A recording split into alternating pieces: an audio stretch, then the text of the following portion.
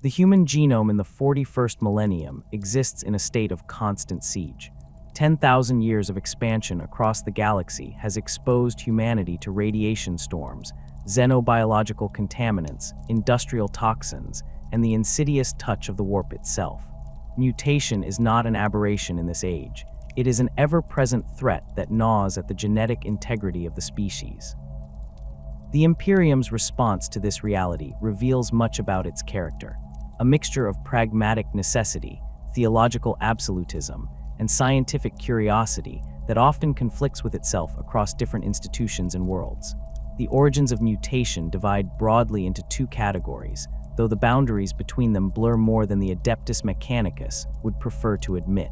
Natural mutations arise from the harsh physical environments humanity inhabits. Radiation from dying stars, mutagenic chemicals in hive world atmospheres, and the accumulated genetic damage from millennia of exposure to alien ecosystems all contribute to baseline mutation rates. A child born on Armageddon breathes air thick with industrial particulates that rewrite cellular structures.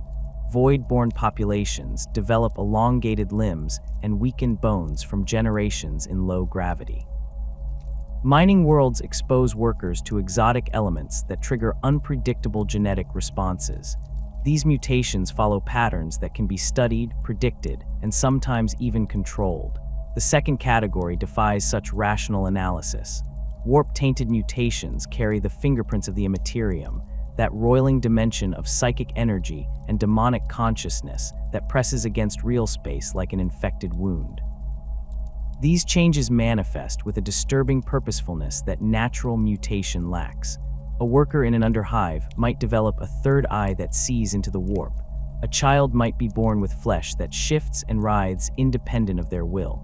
Entire populations can be afflicted when the warp bleeds through during translation accidents or when chaos cults conduct their profane rituals. The warp does not mutate randomly. It reshapes flesh according to the whims of entities that hunger for worship and suffering. Distinguishing between these two sources occupies considerable effort within the Imperium's bureaucratic apparatus. A mutation caused by industrial runoff might be tolerated or even ignored if the affected population remains productive. The same physical deformity arising from warp exposure demands immediate purging. The problem lies in the fact that the Imperium's understanding of genetics remains fragmentary and bound by superstition. Many worlds lack the technology to perform proper genetic analysis. Local authorities make determinations based on appearance, behavior, and often simple prejudice. The Imperium's classification system for mutants reflects this complexity. At the top of the hierarchy sit the abhuman strains, stable mutations that have persisted for millennia and proven their utility to the Imperial war machine. Ogrins possess massive frames and dense musculature, but limited intelligence, making them ideal shock troops when properly supervised. Ratlings stand barely taller than children, but possess remarkable aim and fingers nimble enough for delicate work. Squats before their apparent extinction represented perhaps the most successful abhuman variant, maintaining technological sophistication alongside physical adaptation to high-gravity worlds. The Imperium accepts these strains because they breed true, serve faithfully, and most importantly, were officially recognized during the Great Crusade when the Emperor himself walked among humanity. The classification of stable mutations occupies a gray area that varies wildly between sectors and even individual worlds. Some mutations, while persistent across generations, have not achieved official abhuman status. The Imperium evaluates these populations case by case, weighing their utility against the risk they represent. A strain of mutants with enhanced night vision might be tolerated on a world where they work the deep mines. The same mutation appearing spontaneously elsewhere could result in execution. The determining factors include whether the mutation breeds true, whether it impairs the mutant's ability to serve the Emperor, and whether local authorities believe it stems from natural or warp-based origins. Unstable deviants represent the bottom tier of this hierarchy. These mutants display changes that defy categorization or suggest ongoing transformation. Their mutations might progress over time, spreading to others through contact, or manifest in ways that suggest chaos taint. The Imperium shows no mercy to this category. Extermination, forced labor until death, or use as servitor components represents the best fate they can hope for. On many worlds, suspected deviants are burned alive without investigation. The Arbites and local enforcers maintain standing orders to eliminate unstable mutations on site. The Adeptus Biologus, a subdivision of the Adeptus Mechanicus, maintains the Imperium's most comprehensive records on mutation and genetic deviation. Their genitor magi approach the study of mutation with the cold curiosity characteristic of the machine cult, viewing mutants as data points in humanity's ongoing genetic narrative. They catalog mutations with obsessive detail, recording physical characteristics, behavioral patterns, and generational stability. Their forge worlds contain vast repositories of genetic samples, preserved mutant specimens, and documentation spanning millennia. The genitor magi wield considerable authority in determining the fate of mutant populations, though this authority conflicts with other imperial institutions. When a new mutation appears, local authorities often request assessment from the nearest forge world. A genitor magos might arrive with attendant tech priests and servitors, conducting examinations that can last months. They extract tissue samples, perform genetic sequencing when technology permits, and observe the mutants across multiple generations when time allows. Their final determination carries weight, though planetary governors and Ecclesiarchy officials sometimes override their conclusions. The practical reality is that most mutants never receive such thorough examination. The Imperium spans 1,000,000 worlds, and the Adeptus Biologus cannot possibly catalog every genetic deviation that appears. Local authorities make snap judgments based on incomplete information and prejudice. A mutation that would be tolerated on one world results in immediate execution on another. The Imperium's classification system exists more as an ideal than a consistently applied framework. The theological dimension of mutation creates perhaps the deepest divisions within Imperial society. The Imperial Creed teaches that the Emperor crafted humanity in his image, that the human form represents a sacred template not to be deviated from. Mutation, in this view, represents spiritual corruption made manifest in flesh. The mutant's twisted body reflects a twisted soul, marked by sin or susceptibility to chaos. Ecclesiarchy preachers rail against mutants from pulpits across the Imperium, describing them as walking blasphemies that insult the Emperor's design. Yet this theological certainty fractures when examined closely. If the Emperor created humanity perfect, what explains the abhuman strains he accepted during the Great Crusade? If mutation always indicates spiritual corruption, why do faithful servants of the Imperium sometimes birth mutant children? These questions spawn endless debate among theologians and cardinals. Some argue that accepted abhumans represent the Emperor's deliberate modifications, adapting humanity for different environments while maintaining spiritual purity. Others claim that even tolerated mutants exist in a state of reduced grace, serving the Imperium despite their deformity, rather than as full members of humanity. The concept of the Emperor's grace becomes particularly contentious when applied to individual mutants. Does a faithful Imperial citizen who develops mutations through no fault of their own lose the Emperor's protection? Can a mutant achieve redemption through service and sacrifice? Some within the Ecclesiarchy argue for a distinction between the mutant's body and soul, claiming that even twisted flesh might house a pure spirit. Others reject this entirely, insisting that physical corruption inevitably reflects spiritual taint.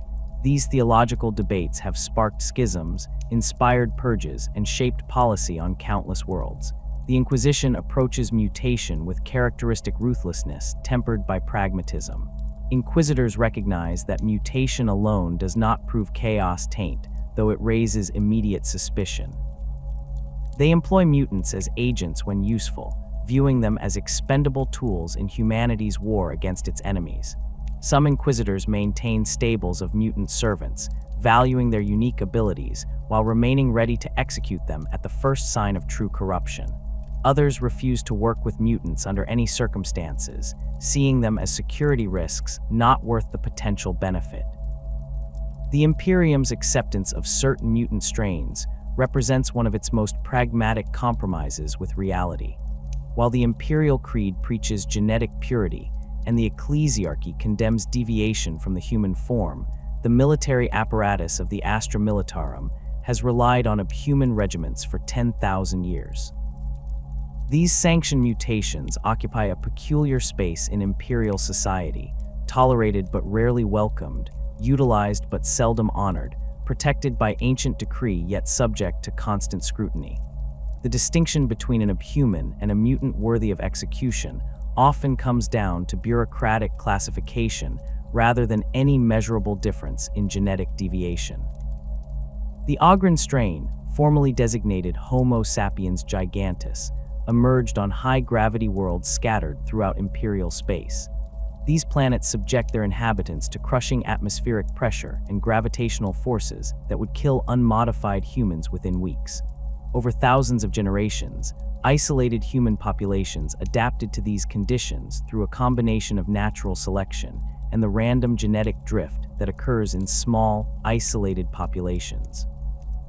The result stands between 2 and 3 meters tall, with muscle density that allows them to function under gravitational forces that would pulp a baseline human. Their bones thicken to support massive frames, their cardiovascular systems develop to pump blood against tremendous pressure, and their entire physiology restructured around the demands of high-gravity existence.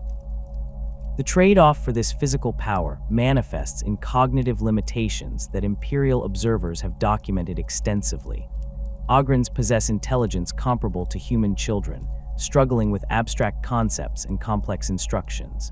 They cannot read Gothic script in most cases, and mathematical reasoning beyond basic counting proves impossible for the majority. The Adeptus Munitorum discovered early that Ogrens require constant supervision and clear, simple commands. Left to their own devices, they become confused and anxious, often reverting to behaviors learned in childhood on their home worlds. Imperial Guard regiments that incorporate Ogren units assign dedicated handlers, typically non-commissioned officers trained in managing these massive soldiers. What Ogrens lack in intellect they compensate for with loyalty that borders on the absolute. Once bonded to a commanding officer or unit, an Ogren will follow orders unto death without hesitation or question. This loyalty stems partly from their limited capacity for independent thought and partly from the pack bonding behaviors that helped their ancestors survive on hostile worlds. An Ogren separated from their unit experiences genuine psychological distress, and tales exist throughout the Astra Militarum of wounded Ogrens fighting through injuries that would incapacitate baseline humans simply to return to their squad. The Adeptus Munitorum exploits this trait ruthlessly, knowing that Ogren units can be relied upon to hold positions, charge enemy lines, or perform suicidal rearguard actions when ordered. Ogren equipment reflects their physical capabilities and mental limitations. The standard issue Ripper gun represents a massive weapon by human standards, essentially an automatic shotgun scaled up to match Ogren proportions. The weapon fires large caliber shells capable of tearing through light armor, though its accuracy leaves much to be desired. Ogrens typically carry these weapons into close combat, where their real effectiveness manifests. A charging Ogren wielding a Ripper gun as a club can shatter barricades and crush enemy soldiers with casual swings. Some regiments issue them with massive close combat weapons, oversized mauls, chain-bladed swords, or simple metal bars that become devastating in their hands. The Imperial Guard deploys Ogren units as shock troops and heavy assault infantry. Their bulk and strength make them ideal for breaching operations, where they can smash through doors and walls that would require explosives otherwise. In trench warfare, Ogrens prove invaluable for clearing enemy positions in close quarters where their size and power overcome defensive advantages. They serve as living battering rams during urban combat, leading assaults through hab blocks and industrial complexes. The psychological impact of Ogrens charging enemy lines should not be underestimated. Few enemies stand firm when several tons of muscle and bone thunders toward them bellowing war cries. Ratlings present an entirely different adaptation to environmental extremes. Classified as Homo sapiens minimus, these abhumans evolved on low-gravity worlds where reduced planetary mass created conditions opposite to those that produced ogrins. Standing barely over a meter tall, ratlings possess proportions that appear childlike to baseline humans, though their facial features and body structure mark them as distinctly adult. Their development on worlds with weak gravity resulted in reduced bone density and muscle mass compared to standard humans, but also granted them exceptional coordination and fine motor control. Their hands possess remarkable dexterity, their eyes develop to track movement across vast distances, and their bodies move with a fluid grace that larger humans cannot match. The rattling reputation for marksmanship stems from both physical adaptation and cultural factors. On their home worlds, where predators and prey alike adapted to low-gravity conditions, hunting required patience and precision that became ingrained across generations. Ratlings can remain motionless for hours, waiting for the perfect shot with a patience that borders on supernatural. Their eyesight surpasses baseline human capabilities, particularly at range, and their steady hands rarely tremble even under stress. The Adeptus Munitorum recognized these qualities early and began recruiting rattling regiments as snipers and scouts. A rattling sniper can eliminate targets at distances that would challenge even augmented marksmen, and their small size allows them to occupy firing positions that larger soldiers could never access. The other aspect of rattling culture that defines their imperial reputation proves far less useful to the military apparatus. Ratlings possess an almost compulsive tendency toward acquisition of property that does not belong to them. Imperial observers have documented this behavior extensively, noting that ratlings seem genuinely unable to resist taking objects that catch their interest. They rationalize this behavior through elaborate mental gymnastics, convincing themselves that they are merely borrowing items, or that the original owner would want them to have it, or that they found it lying unattended and therefore it was essentially abandoned. Other Imperial Guard regiments stationed alongside rattling units quickly learned to secure their personal belongings, and quartermasters develop elaborate inventory systems to track supplies that inevitably disappear when ratlings are present. The Adeptus Munitorum tolerates this kleptomania because rattling military value outweighs the inconvenience. Commanders learn to work around it, assigning ratlings to forward positions where they have limited contact with supply depots, or simply accepting a certain level of theft as the price of their services. Some officers even exploit the tendency, using ratlings to acquire intelligence materials or valuable items from enemy positions. A rattling scout infiltrating enemy lines will almost certainly return with documents, equipment samples, or other materials that prove useful for intelligence analysis, even if acquiring these items was not part of their official mission. Rattling culture emphasizes comfort and cuisine to a degree that puzzles and sometimes disgusts their fellow guardsmen. They prepare elaborate meals from standard Imperial rations, somehow transforming nutritional paste and protein bars into dishes that actually possess flavor and texture. Rattling regiments maintain informal cooking competitions, and their camp followers often include specialized cooks who serve as unofficial morale officers.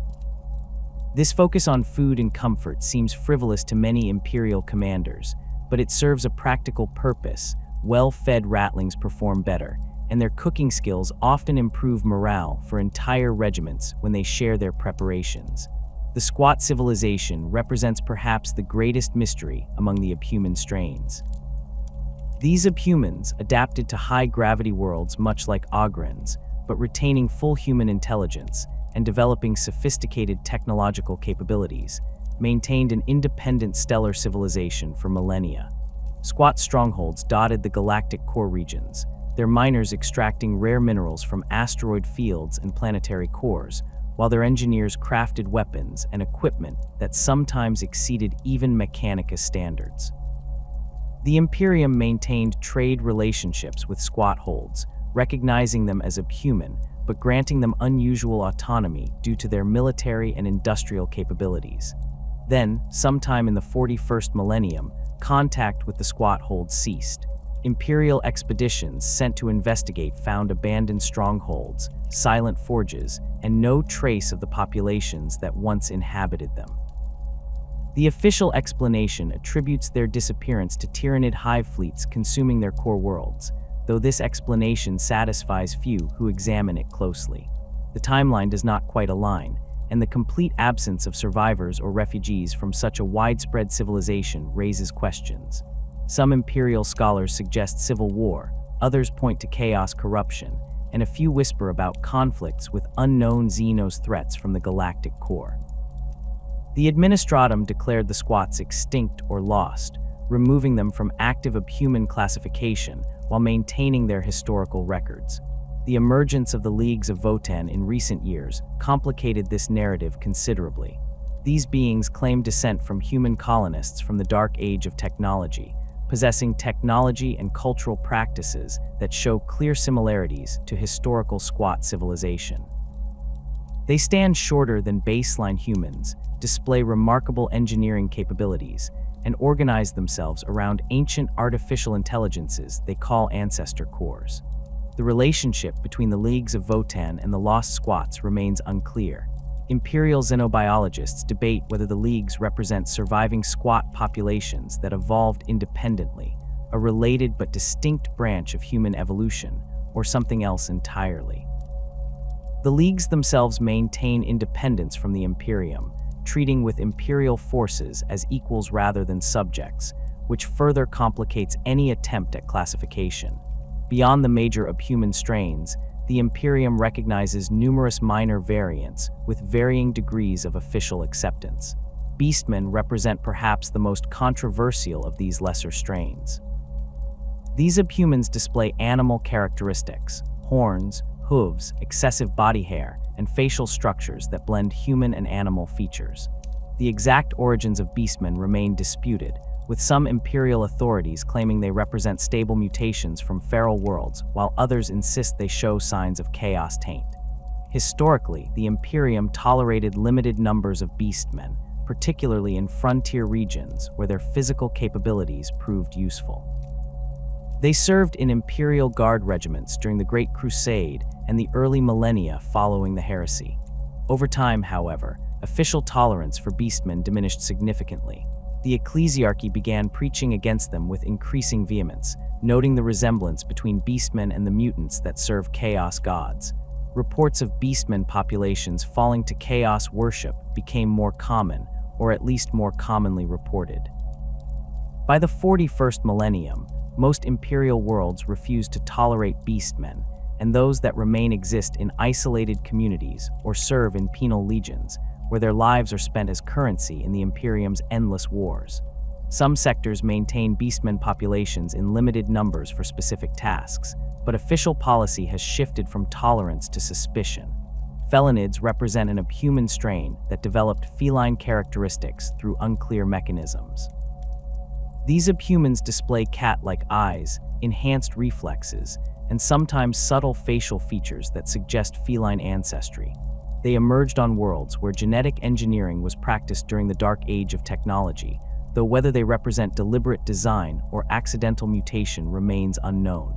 The Imperium accepts felinids as a stable abhuman strain, though they remain rare and concentrated on specific worlds.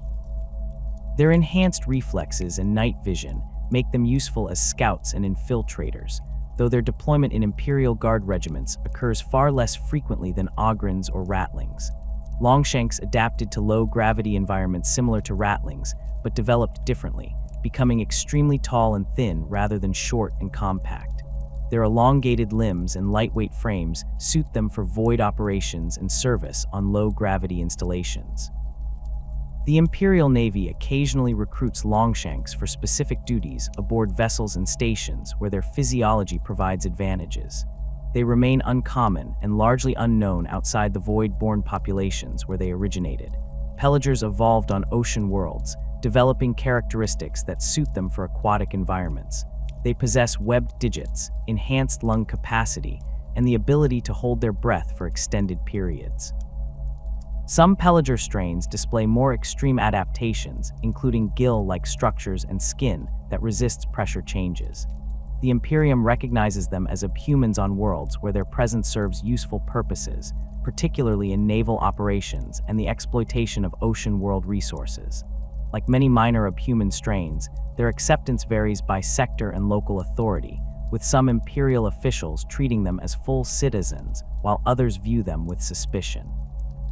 The acceptance of these subhuman strains relies on precedents established during the Great Crusade and maintained through bureaucratic inertia.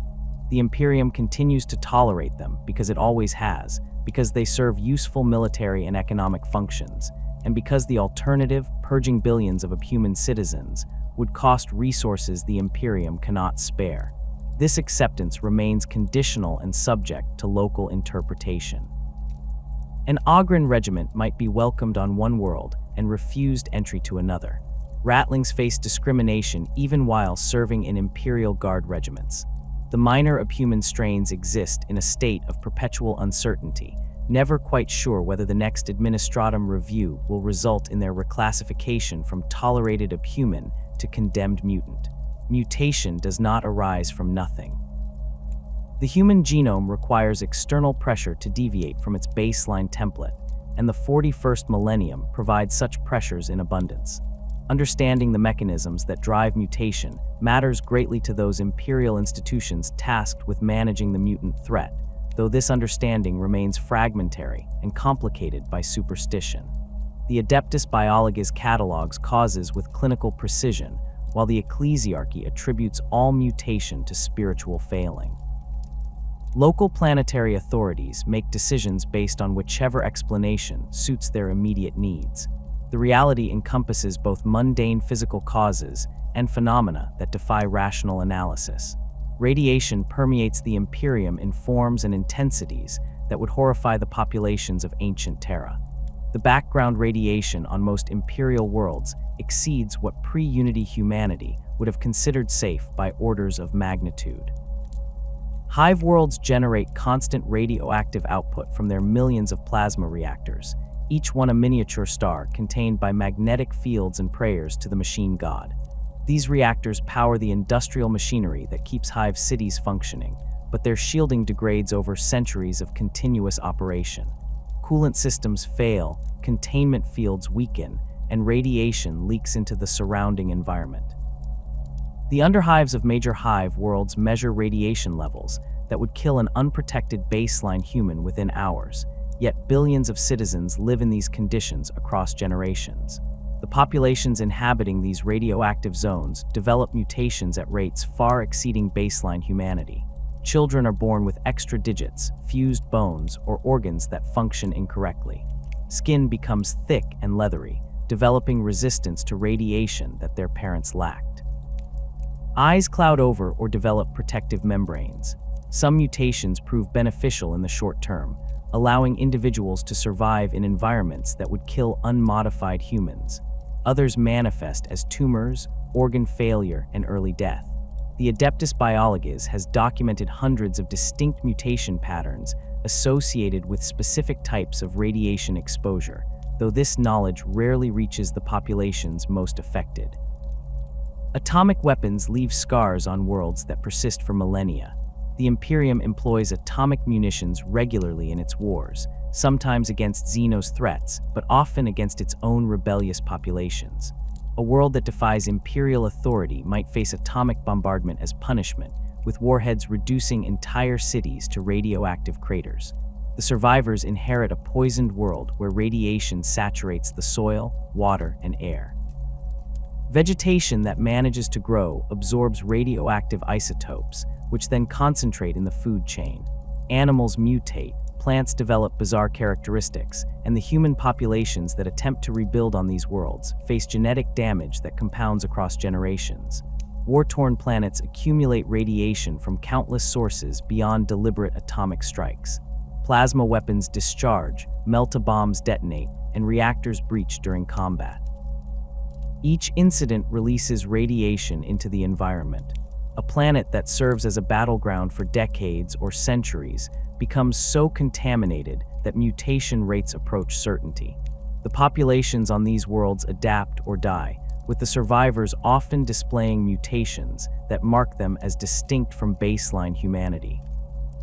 The Administratum tracks these populations with varying degrees of attention, sometimes classifying entire planetary populations as mutant strains if the mutations breed true across sufficient generations.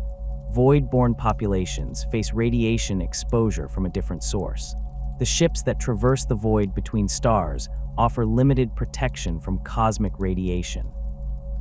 Geller fields protect against the warp, but do nothing to stop the constant bombardment of high-energy particles from nearby stars, distant supernovae, and the galaxy's background radiation. Void shields on larger vessels provide some protection, but smaller ships and older vessels often lack adequate shielding. Crew members who spend their entire lives aboard ship accumulate radiation damage that manifests in their children. Void-born humans develop characteristic mutations, elongated limbs from low gravity, pale skin from lack of natural sunlight, and genetic damage that appears in unpredictable ways across generations.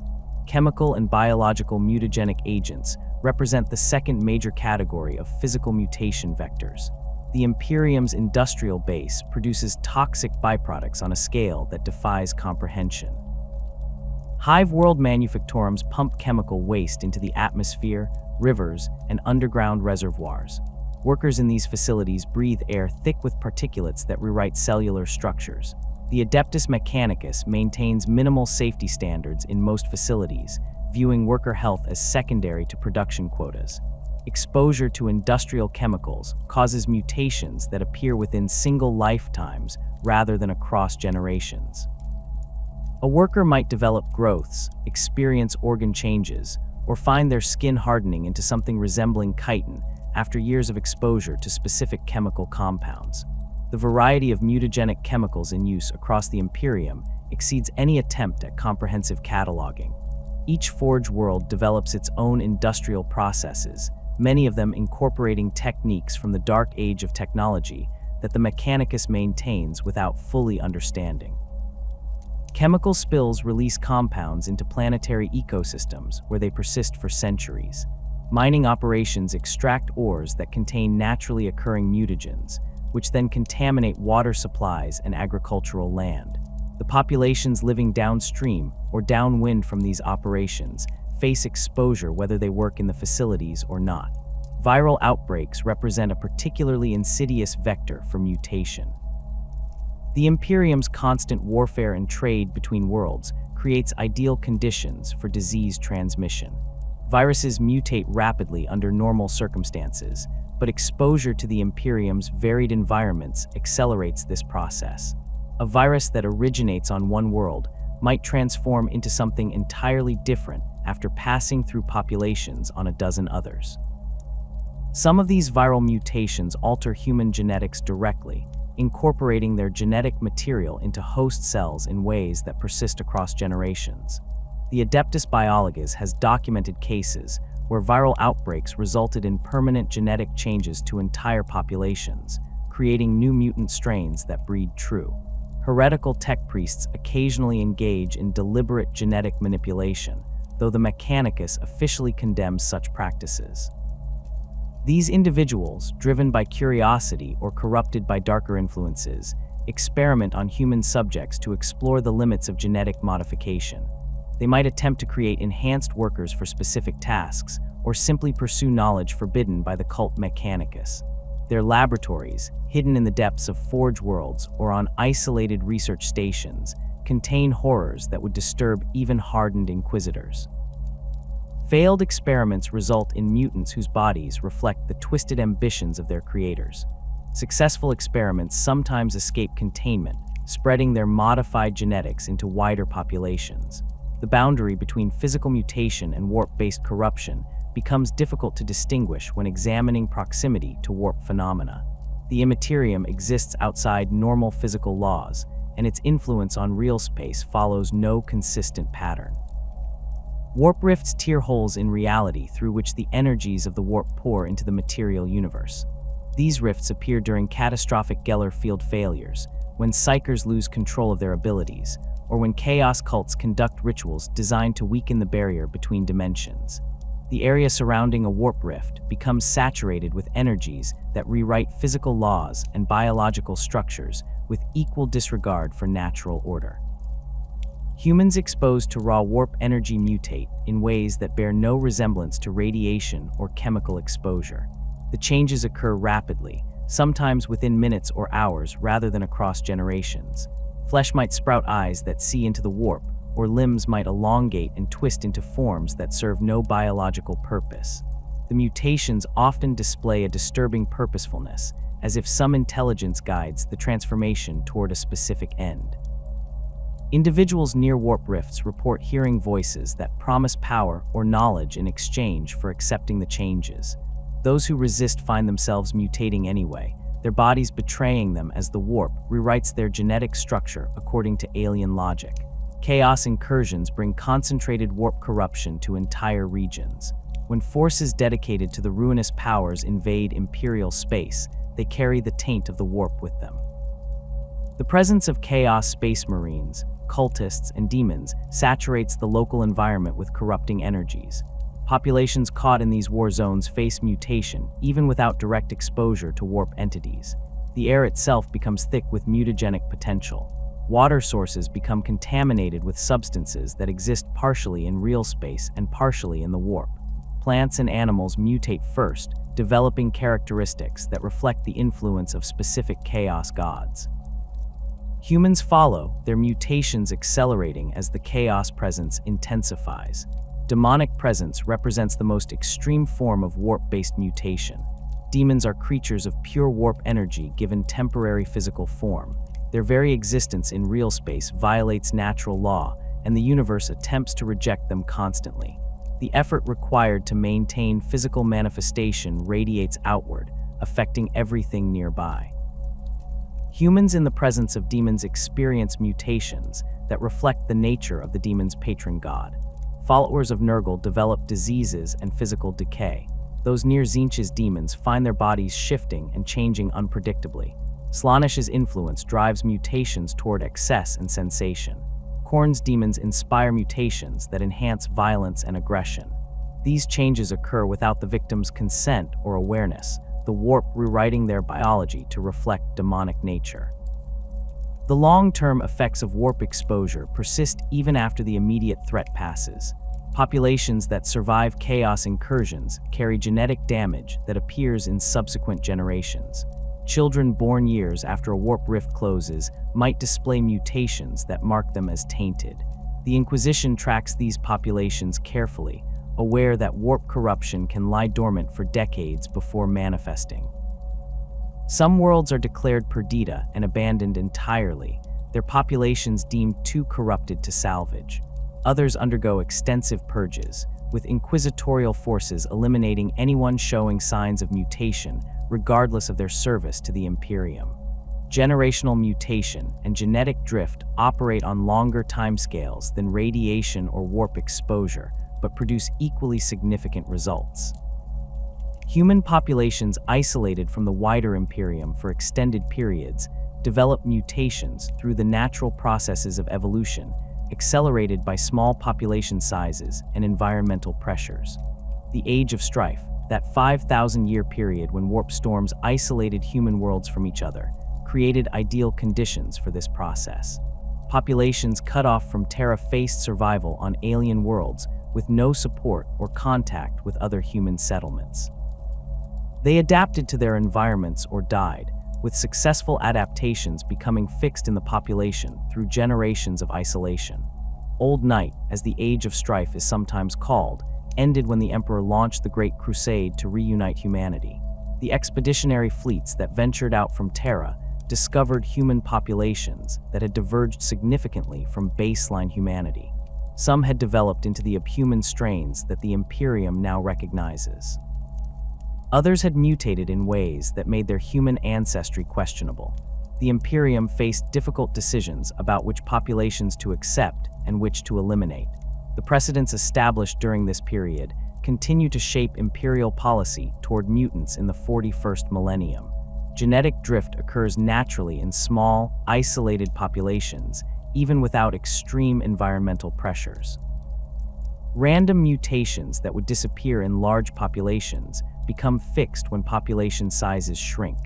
A mutation that appears in one individual might spread to the entire population within a few generations if the group remains isolated. This process accelerated on worlds cut off during the Age of Strife, where human populations sometimes numbered in the thousands or less. The genetic diversity that protects large populations from accumulating harmful mutations disappeared, replaced by inbreeding and genetic bottlenecks that amplified both beneficial and harmful traits. The Imperium continues to discover isolated human populations in the 41st millennium. Rogue trader expeditions, explorator fleets, and military campaigns occasionally encounter worlds that lost contact with the wider Imperium centuries or millennia ago. These populations invariably display mutations that reflect their isolation and adaptation to local conditions. The Administratum evaluates each discovery individually, determining whether the population can be integrated into the Imperium or whether they have deviated too far from acceptable human norms. The criteria for these decisions remain inconsistent, varying by sector and the particular officials making the determination. Human populations on death worlds face particularly intense selective pressure. These planets harbor ecosystems so hostile that survival requires constant adaptation. The fauna and flora evolved to kill, and the environment itself presents lethal challenges. Humans attempting to colonize these worlds must adapt rapidly or face extinction. The populations that survive develop mutations that enhance their chances of survival, enhanced reflexes, toxin resistance, improved sensory capabilities. The Catachan population represents perhaps the most famous example, having adapted to their jungle death world through generations of brutal natural selection. While not classified as abhumans, Catachans display physical characteristics that mark them as distinct from baseline humanity, with enhanced musculature and resistance to toxins that would kill unmodified humans. The interaction between different mutation vectors complicates any attempt to predict or control mutation rates. A population exposed to both radiation and chemical mutagens experiences synergistic effects that exceed the sum of individual exposures. Warp corruption amplifies mutations caused by physical factors, accelerating changes that might otherwise take generations. Isolated populations accumulating genetic drift become more susceptible to additional mutations when they encounter new environmental challenges. The Adeptus Biologies attempts to model these interactions, but lacks the computational resources and comprehensive data to create accurate predictions. Local authorities make decisions based on incomplete information, religious conviction, and immediate practical concerns rather than scientific analysis. The underhives of the Imperium's hive worlds contain humanity's most desperate populations, and among these desperate masses, mutants carve out existences that blend survival with exploitation. These vast subterranean zones extend kilometers below the productive levels of hive cities, where the Imperium's industrial machine operates and its citizens toil in service to the Golden Throne. The underhives receive only what filters down from above: waste, runoff, criminals, and those too mutated or deformed to maintain positions in the upper levels. Into this toxic darkness, mutant populations establish communities that mirror the hierarchical brutality of Imperial society while existing entirely outside its official structures. Mutant communities in the underhives organize themselves according to patterns that vary by location, but share common elements across different hive worlds. The strongest mutants claim territory and resources, establishing dominance through violence and intimidation. These leaders gather followers, creating gangs that control specific zones within the underhive's labyrinthine passages. A mutant gang might claim a section of collapsed hab blocks, a functioning water source, or access to ventilation shafts that provide breathable air. Other mutants in the territory pay tribute in scavenged materials, food, or service in exchange for protection and access to resources. The gang enforces its control through enforcers who patrol boundaries and eliminate challenges to their leader's authority. The hierarchies within mutant gangs reflect the particular mutations prevalent in each group. Gangs led by mutants with enhanced strength operate differently from those controlled by mutants possessing other advantages. A leader with multiple arms might maintain power through superior combat ability, wielding weapons in each hand, while their followers struggle with baseline human limitations. Another gang might follow a mutant whose mutations grant them resistance to the toxic atmosphere, allowing them to access areas that kill unprotected individuals. The specific nature of mutations shapes gang structure, with followers gravitating toward leaders whose abilities offer the best chance of survival. Tribal organizations emerge when mutant populations achieve sufficient stability to develop culture beyond immediate survival. These tribes maintain territories across multiple underhive zones, establishing traditions and hierarchies that persist across generations. Tribal mutants distinguish themselves from gang members through shared identity that extends beyond simple territorial control. They develop rituals, pass down oral histories, and create social structures that govern behavior within the tribe. A mutant tribe might trace its lineage back to the original workers who built sections of the hive, maintaining pride in their ancestors despite their current circumstances. Others form around shared mutations, with tribes composed entirely of mutants displaying similar characteristics who band together for mutual protection.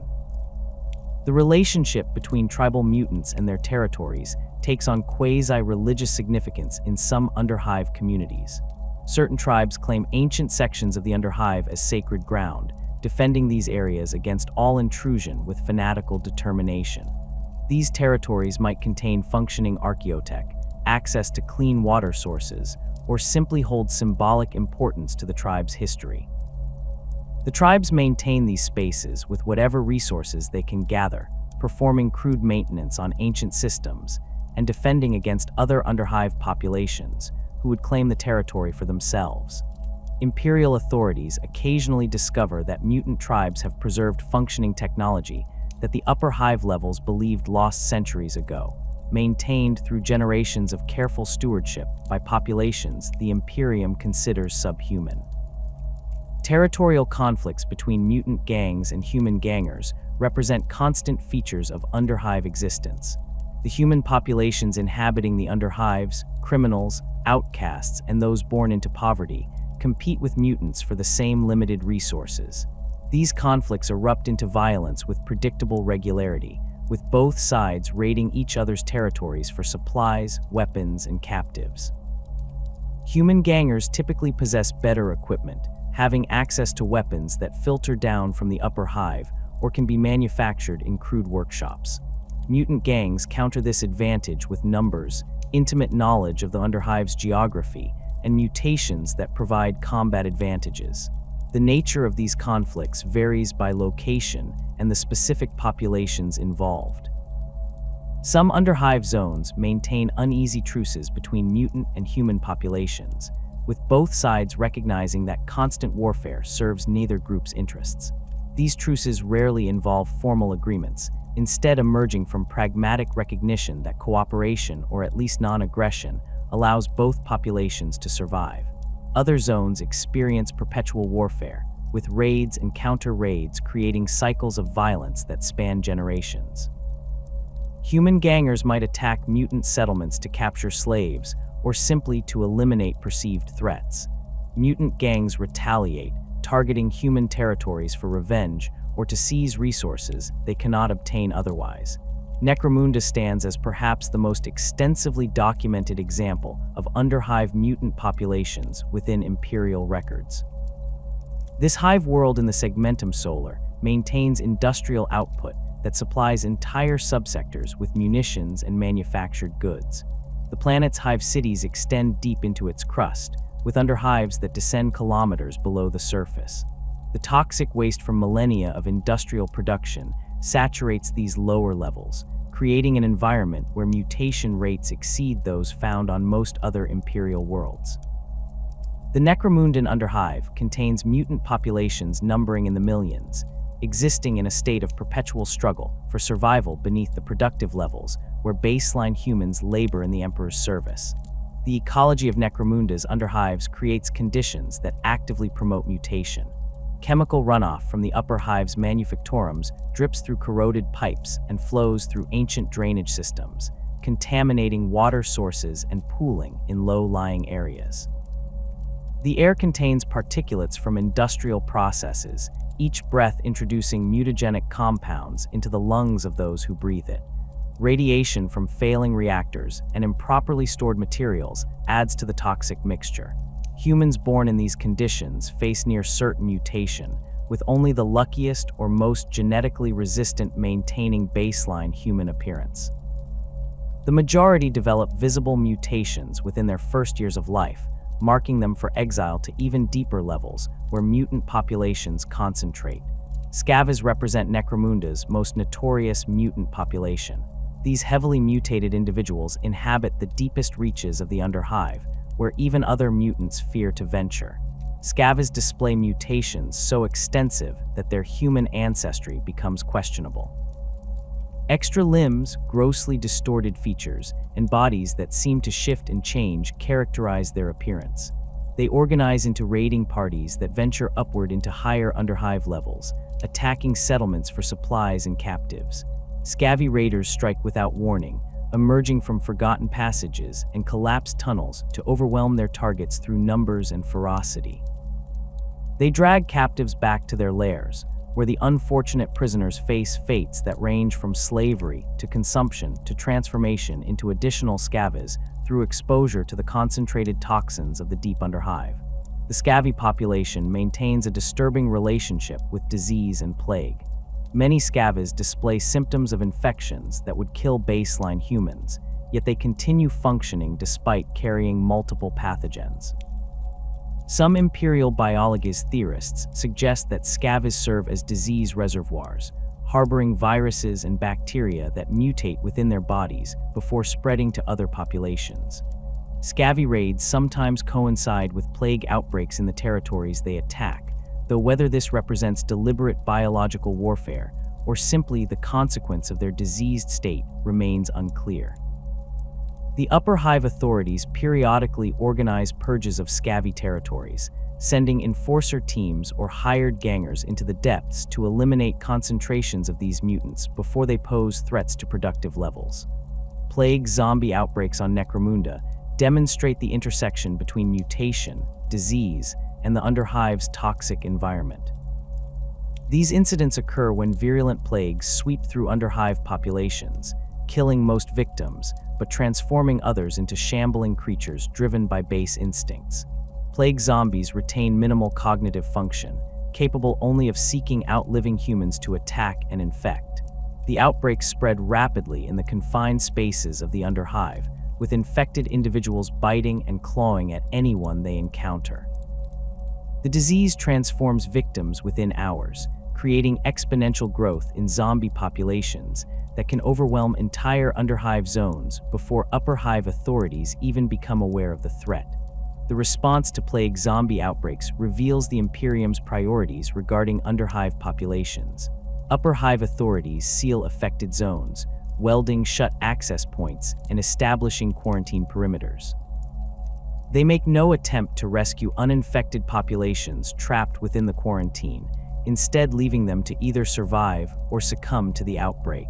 Enforcer teams monitor the perimeter, shooting anyone who attempts to breach the quarantine regardless of their infection status. After weeks or months, when movement within the quarantine zone ceases, authorities send in expendable forces, penal legionaries, mutant slave gangs, or hired underhive gangers to clear the zone and confirm the outbreak's end. The bodies are typically burned where they lie, with no effort made to identify or honor the dead. Mutant survival strategies in the underhives revolve around scavenging as the primary means of obtaining resources. The upper hive levels discard materials that mutant populations repurpose for their own use. Broken machinery becomes raw materials for crude weapons and tools. Spoiled food that would poison baseline humans provides sustenance to mutants whose digestive systems adapted to process toxins. Discarded clothing and materials are fashioned into shelter and protection against the underhive's hazards. Mutant scavengers develop encyclopedic knowledge of the underhive's layout, learning which zones contain valuable salvage and which are too dangerous to enter. They establish routes through the darkness, navigating by memory and developing senses that compensate for the near total absence of light in many underhive regions. raiding represents the second major survival strategy, with mutant gangs targeting both other mutant groups and human settlements. These raids seek food, weapons, medical supplies, and captives who can be enslaved or ransomed back to their communities. Successful raiding requires organization and planning that many mutant gangs struggle to achieve, but those that master the practice become dominant forces in their territories. Raiders scout target settlements, identifying weak points in defenses and timing attacks to maximize surprise. They strike quickly, overwhelming defenders through superior numbers or exploiting mutations that provide tactical advantages. The most successful mutant raiders develop reputations that allow them to extort tribute from weaker settlements, collecting regular payments in exchange for not attacking. Symbiotic relationships between mutant populations and criminal elements create another avenue for survival. Criminal organizations operating in the underhive require labor for activities too dangerous or too illegal for them to conduct openly. Mutant gangs provide this labor in exchange for payment in supplies, weapons, or protection.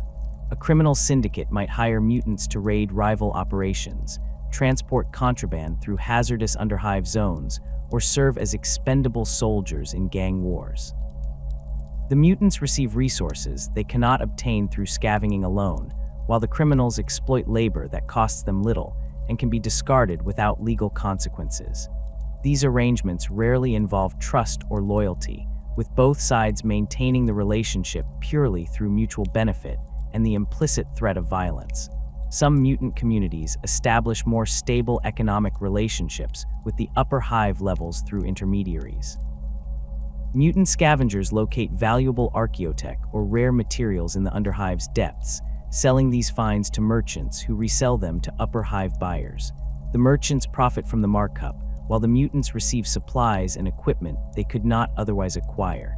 This trade occurs in shadow markets and through carefully maintained channels that allow both parties to avoid official scrutiny. The Adeptus Arbites monitors these markets, but generally tolerates them, as long as the trade does not involve clearly heretical materials or weapons that could threaten hive stability. The religious practices of underhive mutant populations demonstrate surprising diversity in their relationship with Imperial doctrine. Many mutant communities maintain worship of the Emperor despite their exclusion from official Imperial society. They construct crude shrines in the underhive darkness, fashioning aquillas from scrap metal and maintaining devotion to the Master of Mankind, who they believe will deliver them from their suffering. These mutant congregations develop their own interpretations of Imperial theology, often incorporating elements that reflect their circumstances. They pray to the Emperor for survival, for protection against the underhive's dangers, and for acceptance that they know will never come. Mutant preachers emerge within these communities, leading worship services that blend Imperial doctrine with traditions developed in isolation from the Ecclesiarchy's guidance. The Ecclesiarchy's response to mutant worship varies by location and the particular clergy involved. Some priests view mutant faith as blasphemous, arguing that mutants have no right to claim the Emperor's grace. Others adopt more nuanced positions, acknowledging that faith can exist even in twisted flesh, while maintaining that mutants remain outside the Imperium's protection. Occasionally, particularly charismatic or politically connected mutant communities receive recognition from local Ecclesiarchy authorities, who send priests to minister to these populations, while keeping them separate from baseline human congregations. These arrangements remain rare and controversial, often ending when higher Ecclesiarchy authorities discover them and order the practice discontinued. Darker powers also find fertile ground among underhive mutant populations. The desperation and suffering that characterizes underhive existence makes mutants susceptible to chaos corruption. Chaos cults operating in the underhives recruit mutants with promises of power, acceptance, and revenge against the Imperium that rejected them. These cults find willing converts among mutants who have abandoned hope of Imperial redemption, offering them purpose and belonging in service to the ruinous powers. Mutant cultists prove particularly dangerous because their mutations often accelerate when exposed to chaos influence, creating warriors who combine physical advantages with demonic gifts. The Inquisition monitors underhive mutant populations for signs of chaos worship, conducting purges when cults are discovered, though the vastness of the underhives makes comprehensive surveillance impossible. The exploitation of mutants as slave labor represents perhaps the most systematic interaction between the Imperium and underhive mutant populations. Industrial operations require workers for tasks too dangerous for valuable baseline humans, and mutants provide expendable labor that costs the Imperium nothing beyond the effort of capture. Enforcer teams conduct regular sweeps of underhive zones, capturing mutants and pressing them into service in the upper hive's most hazardous facilities.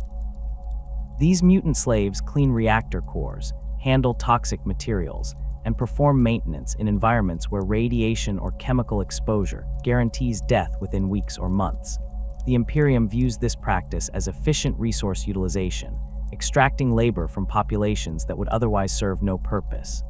Mutant slaves in industrial facilities receive no protection or consideration beyond what is necessary to keep them functioning long enough to complete assigned tasks. They work without rest periods, fed minimal rations that barely sustain life. Guards supervise them with shock mauls and firearms, ready to execute any mutant who falters or attempts escape. The mortality rate in these operations approaches totality, with few mutant slaves surviving more than a year of service. The Administratum maintains no records of individual mutant slaves, tracking them only as aggregate labor units consumed in industrial processes. When one mutant dies, another is captured from the underhive to replace them, maintaining a steady supply of disposable workers. Medical experimentation represents another form of mutant exploitation. The Adeptus Biologics requires test subjects for research into mutation, disease, and genetic manipulation.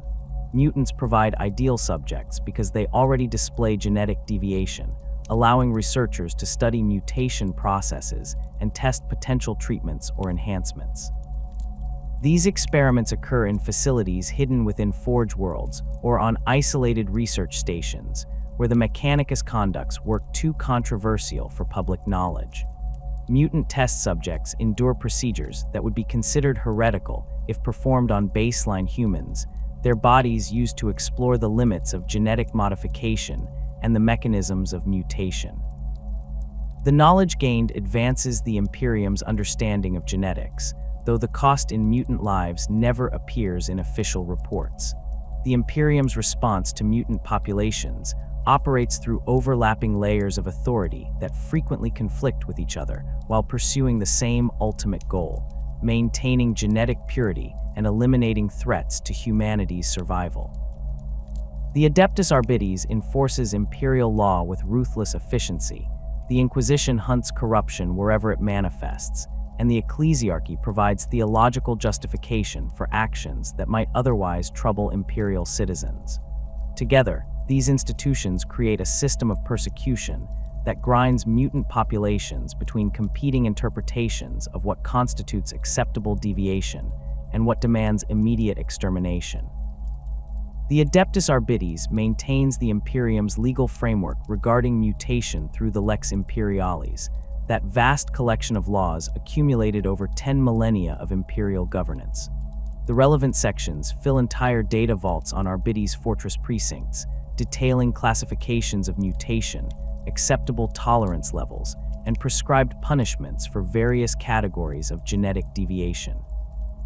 The law distinguishes between sanctioned abhumans, tolerated stable mutations, and condemned deviants, though the criteria for these distinctions vary by sector and sometimes by individual world.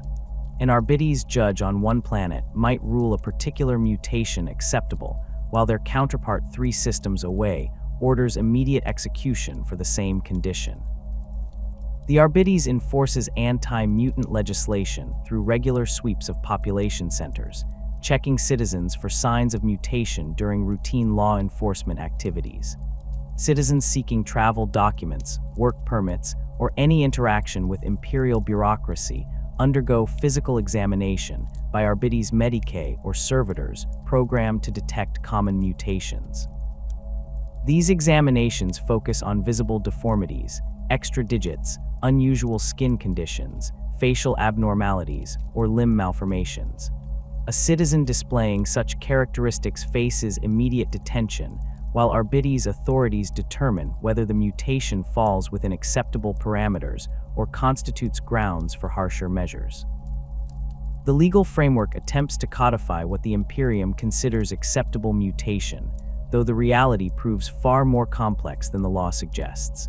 Sanctioned abhuman strains receive explicit protection under Imperial law, with citizens possessing documentation of ogrin, rattling, or other recognized abhuman ancestry entitled to the same legal protections as baseline humans. The law theoretically prevents discrimination against these populations, though enforcement of these protections varies dramatically.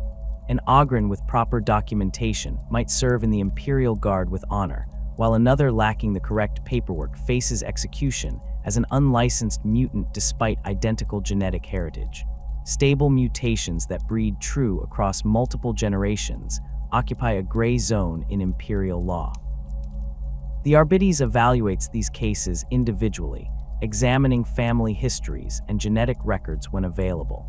A family displaying the same minor mutation across 3 or more generations might petition for recognition as a stable strain, submitting documentation to Arbites authorities for review. The process takes years and requires resources most mutant families cannot afford. Success grants legal protection and the right to continue reproducing, while failure results in sterilization orders or worse. The Arbites maintains records of recognized stable mutations on each world under its jurisdiction, though these records rarely synchronize between different systems, leading to situations where a legally protected mutation on one world constitutes grounds for execution on another. Unstable mutations and spontaneous deviations receive no legal protection whatsoever. The law requires immediate reporting of such mutations to Arbites authorities, with failure to report constituting a criminal offense punishable by execution. Parents who give birth to mutant children must surrender them within days or face charges of harboring mutants. Workers who develop mutations due to industrial exposure must report to Arbites facilities for evaluation. Citizens who witness mutations in others and fail to report face prosecution as accomplices to genetic heresy. This legal framework creates an atmosphere of constant surveillance where neighbors inform on neighbors and family members betray each other to avoid prosecution.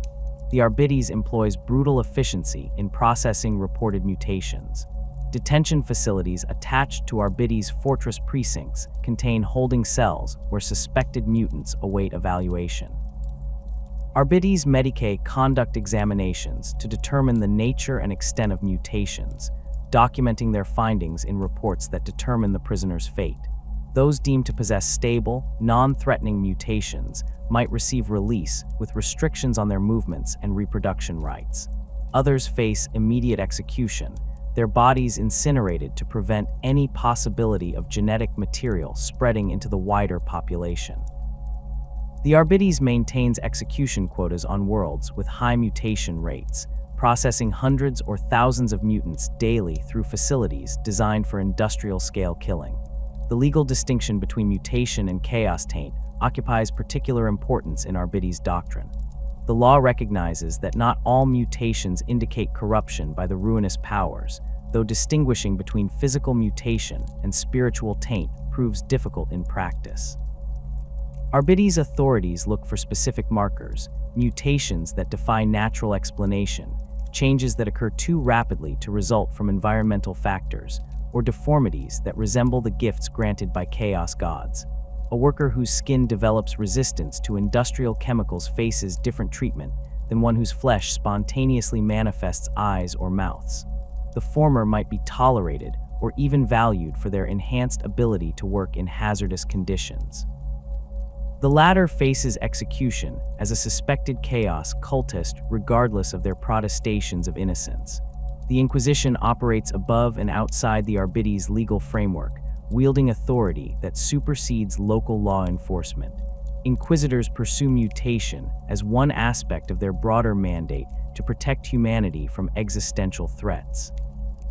Where the Arbites concerns itself with maintaining order and enforcing established law, The Inquisition hunts corruption at its source, eliminating threats before they can spread.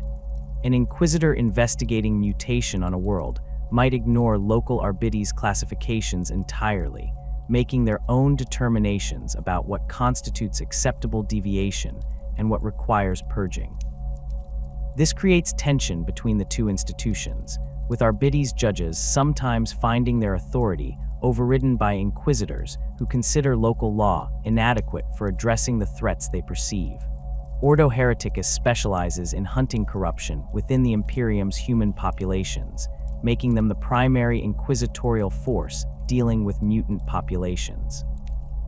These inquisitors maintain extensive knowledge of mutation patterns, particularly those associated with chaos worship and demonic influence.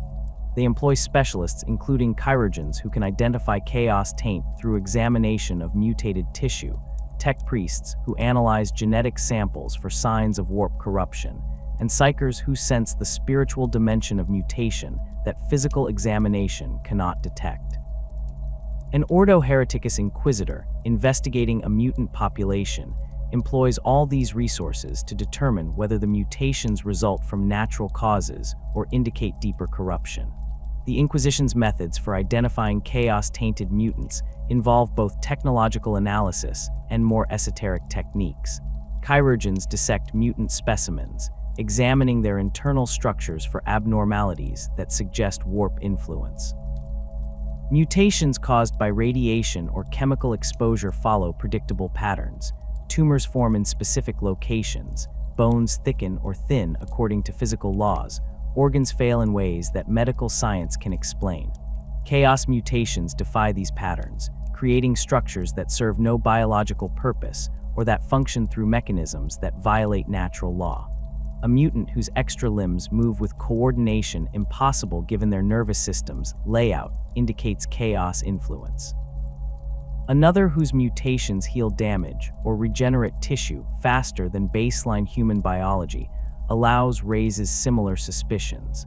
Psychers attached to inquisitorial retinues provide another method for detecting chaos taint. These sanctioned psychers extend their consciousness into the warp, sensing the spiritual resonance of individuals and populations under investigation. A mutant touched by chaos carries a psychic signature that trained psychers can detect, a wrongness in their soul that marks them as corrupted regardless of their physical appearance. This method proves particularly valuable for identifying mutants in early stages of chaos corruption, before physical signs become obvious. The psycher might sense demonic attention focused on an individual, or detect the subtle warping of their soul that precedes physical mutation. These investigations carry risks, as psychers who delve too deeply into examining chaos corruption risk their own corruption, but the Inquisition considers the information gained worth the danger.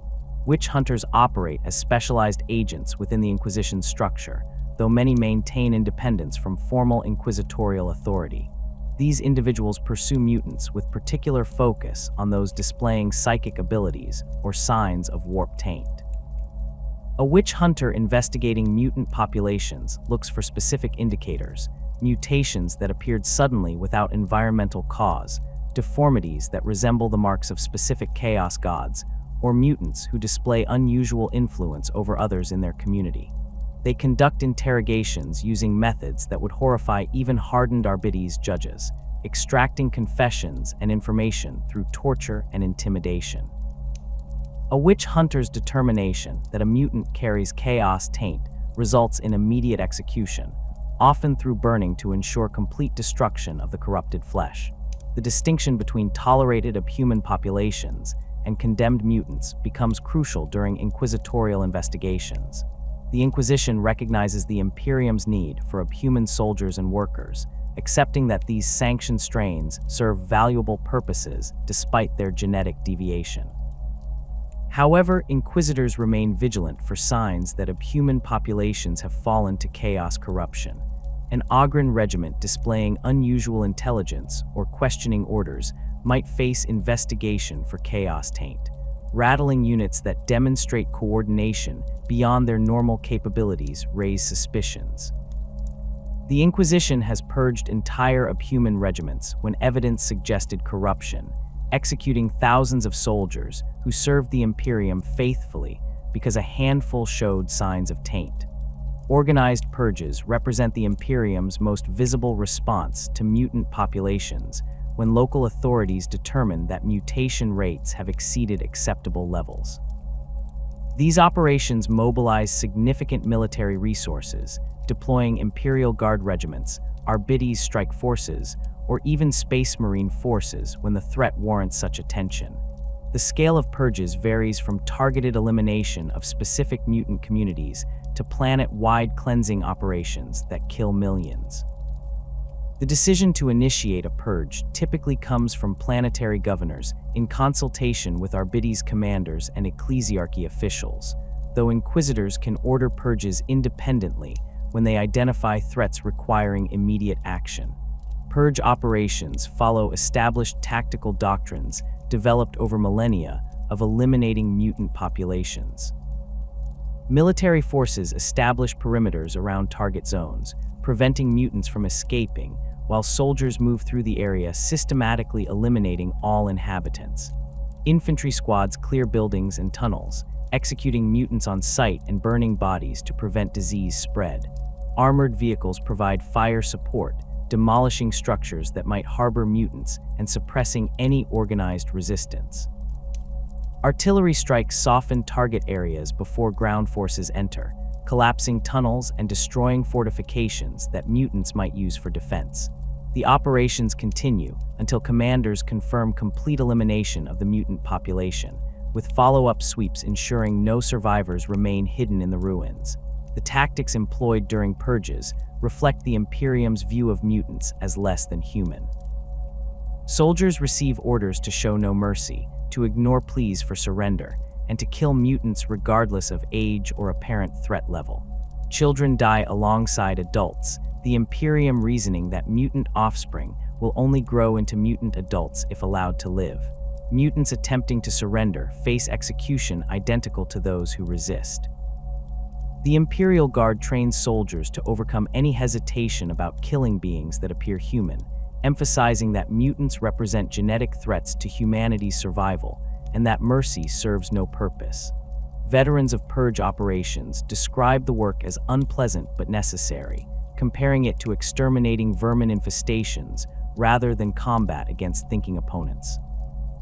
The Ecclesiarchy plays a crucial role in purge operations through its preachers and missionaries who accompany military forces. These clergy provide religious justification for the killings, framing the purge as holy work that serves the Emperor's will. They conduct services before operations begin, blessing soldiers and absolving them in advance for the killings they will commit. Preachers accompany units into combat, chanting prayers and hymns that reinforce the righteousness of the purge. After operations conclude, the Ecclesiarchy holds ceremonies consecrating the cleansed areas and honoring soldiers who participated in eliminating the mutant threat. This religious framework transforms what might otherwise be seen as mass murder into sacred duty, allowing soldiers to commit atrocities without moral conflict. Anti-mutant hysteria serves the Ecclesiarchy's broader agenda of maintaining control over Imperial populations through fear and religious fervor.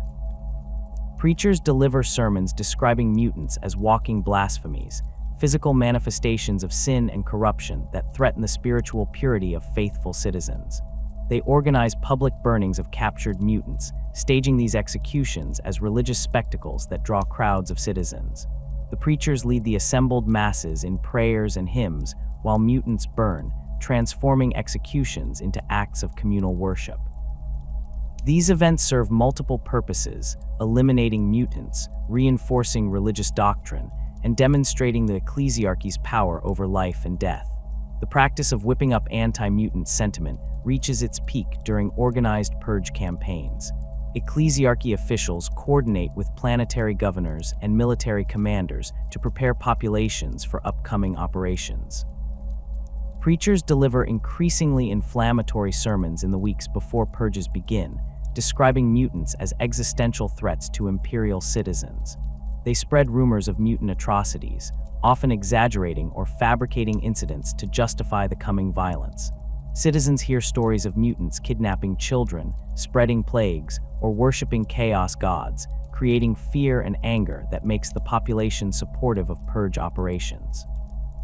By the time military forces deploy, local citizens often demand action against mutants, viewing the purge as necessary protection rather than excessive violence. Some worlds maintain permanent anti-mutant militias composed of citizens who volunteer to hunt mutants in their communities. The Ecclesiarchy sponsors these organizations, providing religious instruction and sometimes limited equipment. Militia members patrol their neighborhoods, watching for signs of mutation among their neighbors and reporting suspects to Arbites authorities. They participate in purge operations as auxiliary forces, guiding military units to mutant hideouts and helping search buildings for hidden mutants. The Ecclesiarchy rewards active militia members with recognition during religious services and promises of the Emperor's favor, creating incentives for citizens to participate in persecuting their mutant neighbors. Mutant tithes represent a systematic approach to managing populations on worlds where mutation rates exceed levels that purges alone can address. These programs require planetary governments to collect mutants from their populations and deliver them to Imperial authorities for disposal or utilization. The Administratum sets tithe quotas based on estimated mutation rates and planetary populations, demanding specific numbers of mutants delivered on regular schedules. Planetary governors must meet these quotas or face censure and potential replacement, creating pressure to identify and collect mutants regardless of whether they pose actual threats. The collection of mutant tithes varies by world, but typically involves Arbites forces conducting sweeps of population centers, detaining individuals displaying visible mutations. These detainees are processed through holding facilities where officials verify their mutant status and prepare them for transport. The collected mutants face various fates depending on Imperial needs and local practices. Some are shipped off-world to serve as slave labor in mining operations or industrial facilities where their lives will be consumed in months of brutal work.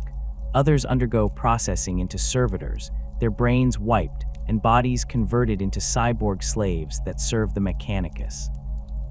The least fortunate are simply executed in bulk, their bodies disposed of through cremation or rendering into corpse starch that feeds other Imperial populations. Forced sterilization programs operate alongside mutant tithes on worlds where authorities recognize that complete elimination of mutant populations would deprive the Imperium of useful labor. These programs attempt to prevent mutants from reproducing while allowing them to continue working in capacities where their mutations provide advantages. Medical facilities attached to manufactorums and mining operations perform sterilization procedures on mutant workers, ensuring they cannot pass their genetic deviations to offspring. The procedures range from surgical intervention to chemical castration to more extreme measures, including removal of reproductive organs entirely. Mutants who refuse sterilization face execution or exile, leaving them no real choice in the matter. The administration of sterilization programs reveals the Imperium's brutal pragmatism regarding mutant populations. Officials maintain detailed records of sterilized mutants, tracking them to ensure they do not reproduce through any means. Regular medical examinations verify that sterilization remains effective, with repeat procedures performed if necessary. Female mutants who become pregnant despite sterilization face immediate termination of the pregnancy and investigation into how conception occurred. Male mutants discovered to have fathered children face execution, along with their offspring, and the mother if she was aware of his mutant status. These harsh measures aim to prevent any possibility of mutant genes spreading into baseline human populations. The balance between population control and labor force requirements creates constant tension in Imperial policy toward mutants. Planetary governors need workers for industries that baseline humans cannot or will not staff, but they also face pressure from the Ecclesiarchy and Inquisition to eliminate mutant populations. Sterilization programs offer a compromise, allowing mutants to work until their deaths while preventing them from establishing permanent populations. This approach satisfies neither the religious authorities, who view all mutants as abominations, nor the mutants themselves who suffer under these policies. but it serves the Imperium's practical needs for maintaining industrial output while managing genetic threats. Some worlds develop elaborate systems for categorizing mutants based on their utility and threat level, assigning different treatment based on these classifications. Mutants with useful abilities but significant deviations might face sterilization and assignment to hazardous work details where their mutations provide advantages. Those with minor mutations and full human intelligence might receive permission to reproduce under controlled conditions, with their offspring subject to examination and potential sterilization if mutations increase in severity. Mutants displaying signs of instability or chaos taint face immediate execution regardless of their potential utility. These classification systems attempt to extract maximum value from mutant populations while minimizing risks, though they require bureaucratic infrastructure that many worlds lack. The enforcement of these policies requires constant vigilance and significant resources that strain planetary governments. Arbites forces must maintain surveillance over mutant populations, tracking individuals and ensuring compliance with sterilization orders and work assignments. Medical facilities need equipment and personnel to perform sterilization procedures and monitor their effectiveness. Record-keeping systems must track thousands or millions of mutants across planetary populations. The cost of maintaining these systems competes with other imperial priorities, leading some governors to implement them inconsistently or to rely on periodic purges instead of continuous management programs. The Imperium's military machine consumes human lives at a rate that defies comprehension, grinding through soldiers in wars that span entire sectors and last for generations. Within this endless appetite for manpower, mutants occupy a peculiar position, simultaneously rejected by Imperial society, yet utilized when their bodies can serve the Emperor's wars. The integration of mutants into military service reveals the Imperium's fundamental pragmatism beneath its theological absolutism. While the Ecclesiarchy preaches genetic purity and the Arbites enforces anti-mutant legislation, the Adeptus Munitorum quietly incorporates mutant soldiers into its forces wherever their use provides tactical advantage or solves logistical problems. Penal Legions represent the most common destination for mutants pressed into military service. These formations exist outside the standard Imperial Guard command structure, composed entirely of criminals, heretics, and undesirables, whose lives the Imperium considers forfeit, but whose deaths might still serve useful purposes. Mutants convicted of crimes, or simply rounded up during Arbites sweeps, find themselves sentenced to Penal Legion service, their execution delayed in exchange for fighting the Emperor's enemies. The Adeptus Munitorum maintains Penal Legion regiments across the Imperium, deploying them to war zones where casualty rates render standard Imperial Guard regiments unsuitable, or where the tactical situation demands expendable troops. The conscription process for mutant Penal Legionaries follows established procedures that vary little between different worlds. Arbites forces deliver convicted mutants to Adeptus Munitorum processing facilities, where officials catalog them and assign them to Penal Legion formations. The mutants receive minimal training, basic weapon handling, simple tactical instructions, and conditioning to follow orders without question. Discipline in Penal Legions relies on explosive collars fitted around each soldier's neck, capable of detonating if the wearer attempts desertion or disobeys direct commands. Commissars attached to Penal Legions carry detonators that allow them to execute individual soldiers remotely, maintaining control through the constant threat of immediate death. Equipment issued to mutant Penal Legionaries reflects their expendable status. They receive lasguns, often older patterns or weapons that failed quality inspection for standard Imperial Guard issue. Flak armor comes in mismatched pieces, offering minimal protection against enemy fire. Rations consist of the lowest grade corpse starch supplemented with whatever the Penal Legionaries can scavenge from battlefields. Medical support remains virtually non-existent, with wounded Penal Legionaries left to recover on their own or die if their injuries prove too severe. The Adeptus Munitorum invests nothing in these soldiers beyond the minimum required to make them functional on the battlefield, viewing them as ammunition to be expended rather than troops to be preserved. Tactical deployment of Penal Legions concentrates on missions where high casualties are expected or acceptable. Mine clearance operations consume Penal Legionaries in massive numbers, with soldiers driven forward across minefields to detonate explosives through the simple expedient of stepping on them. Officers track cleared paths by observing where Penal Legionaries exploded, marking safe routes for valuable regular Imperial Guard units to follow. The Penal Legionaries advance knowing that each step might trigger a mine, their explosive collars ensuring they cannot refuse or retreat.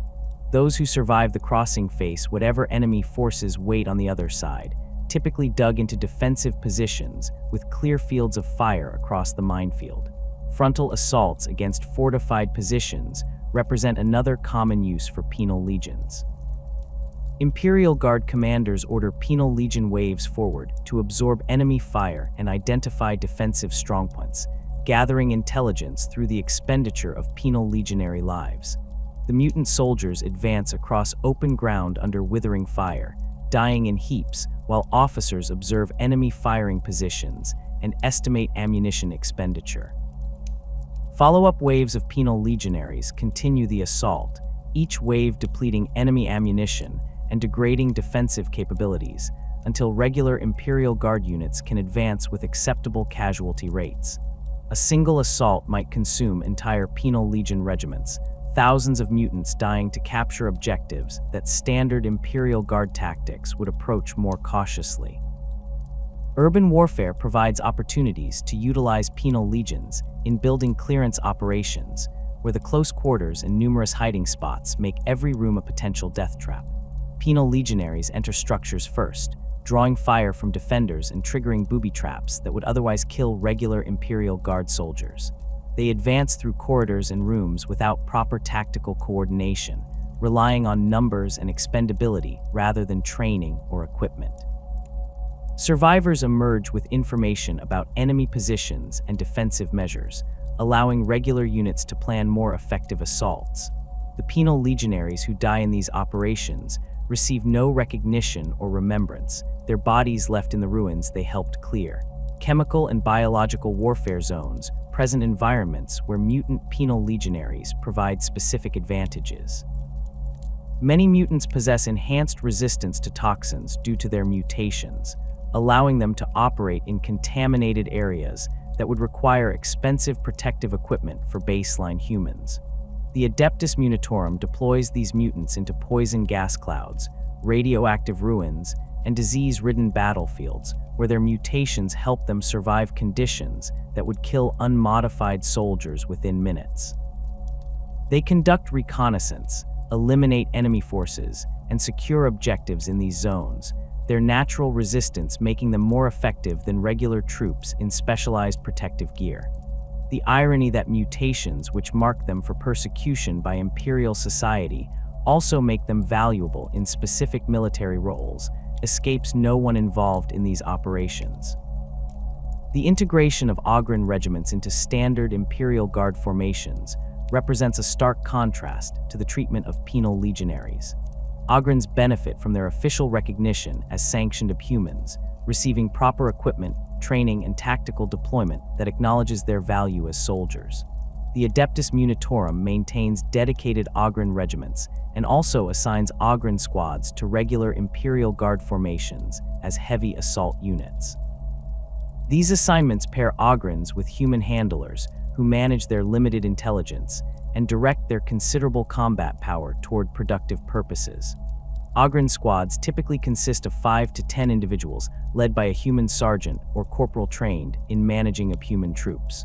The handler learns to communicate with Oghrens using simple, direct language and hand signals that the humans can understand and follow under combat stress. Successful handlers develop bonds with their Oghren charges, earning loyalty that makes the squad more effective in combat. The Oghrens follow their handlers' commands without question, trusting that the human understands the tactical situation and will direct them appropriately.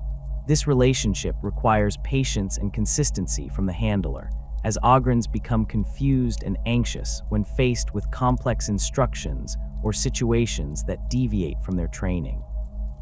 Tactical deployment of Ogryn squads focuses on situations where their physical power provides decisive advantages. Breaching operations utilize Ogryns as living battering rams, with the Abhumans charging fortified positions and smashing through barricades that would stop baseline humans.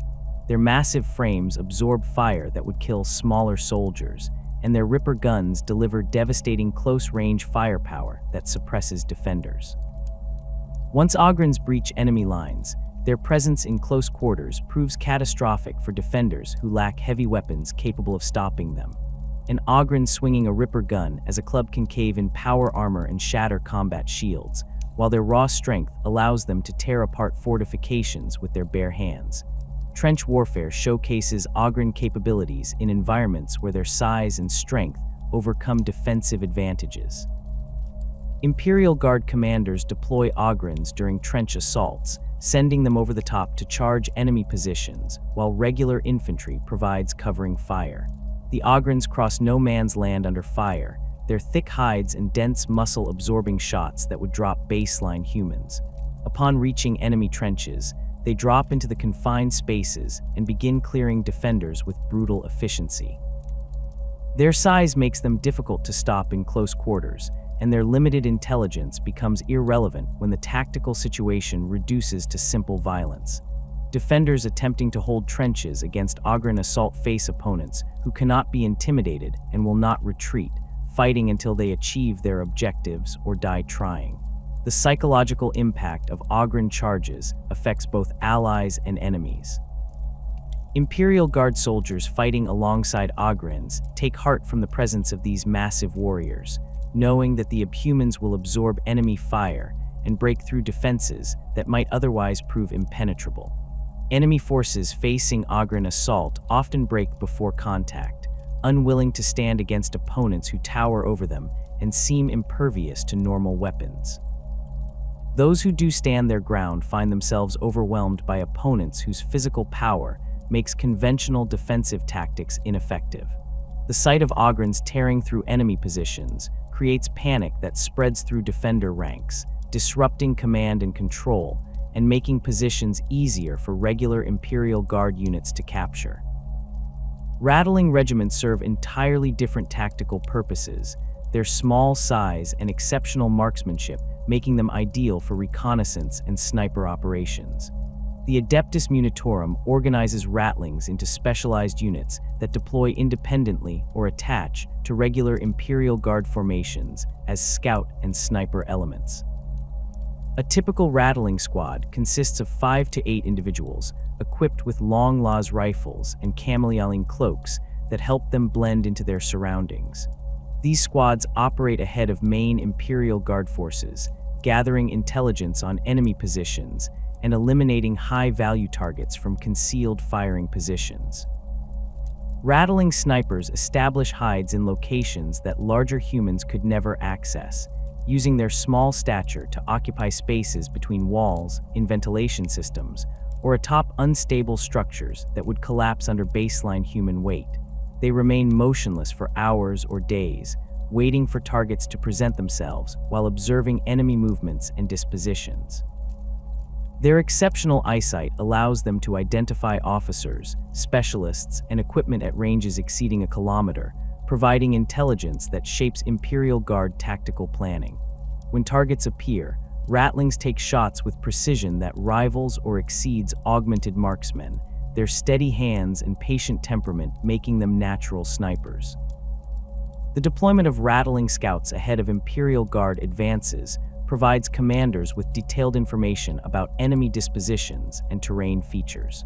Rattling squads move through contested territory using stealth and their knowledge of how to avoid detection, mapping enemy positions and identifying weaknesses in defensive lines. They mark routes for advancing Imperial Guard forces, noting obstacles and potential ambush sites.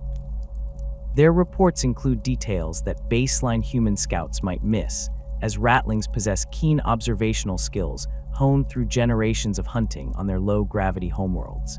Commanders who learn to trust their rattling scouts gain significant advantages in planning operations and avoiding enemy traps. The tension between rattling military value and their compulsive thievery creates ongoing problems for Imperial Guard logistics. Rattlings assigned to regular Imperial Guard formations inevitably begin acquiring items that do not belong to them, causing friction with other units and creating supply shortages. Quartermasters develop elaborate security measures to protect supplies from rattling appropriation, while officers establish protocols for searching rattling quarters and recovering stolen items. Some commanders simply accept a certain level of theft as the price of rattling services, factoring expected losses into their supply calculations. Others attempt to channel rattling acquisitive tendencies toward productive purposes, tasking them with acquiring intelligence materials or equipment from enemy positions. Mutant auxiliaries and irregular forces operate in the gray spaces between official Imperial Guard formations and completely unsanctioned military organizations. These units consist of mutants who possess useful combat capabilities, but lack the official recognition that would allow them to serve in regular regiments.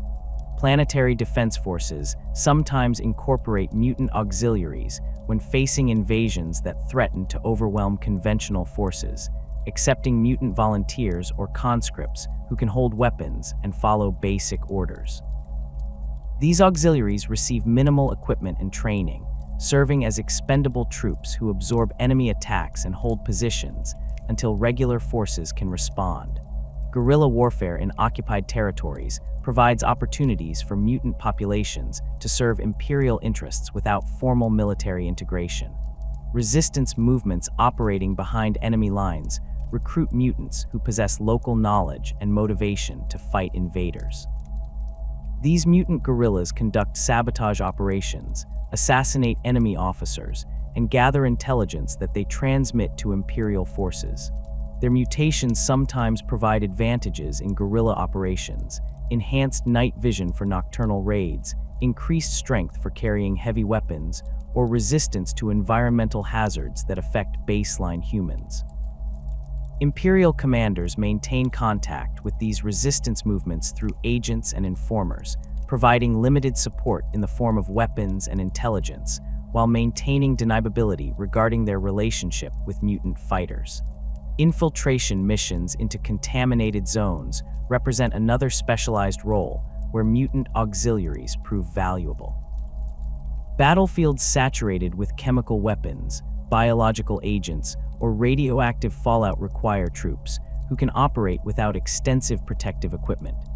Mutants with natural resistance to these hazards conduct reconnaissance and combat operations in environments where regular Imperial Guard soldiers would require void suits and extensive decontamination procedures. They enter ruined cities where nerve agents linger in the rubble, advance through forests where biological weapons transformed vegetation into toxic hazards, and secure objectives in radiation-soaked wastelands. Their mutations allow them to survive and fight effectively in conditions that would kill or incapacitate baseline humans within hours. The tension between military necessity and religious doctrine creates constant friction in Imperial Guard formations that utilize mutant soldiers. Commissars attached to these units face the challenge of maintaining discipline and morale among troops who serve alongside beings that Imperial doctrine condemns as abominations. Some commissars emphasize the distinction between sanctioned abhumans and condemned mutants, reminding soldiers that ogrins and rattlings serve the Emperor with official approval. Others take harder lines, treating all mutants with suspicion and executing any who display signs of unreliability or corruption.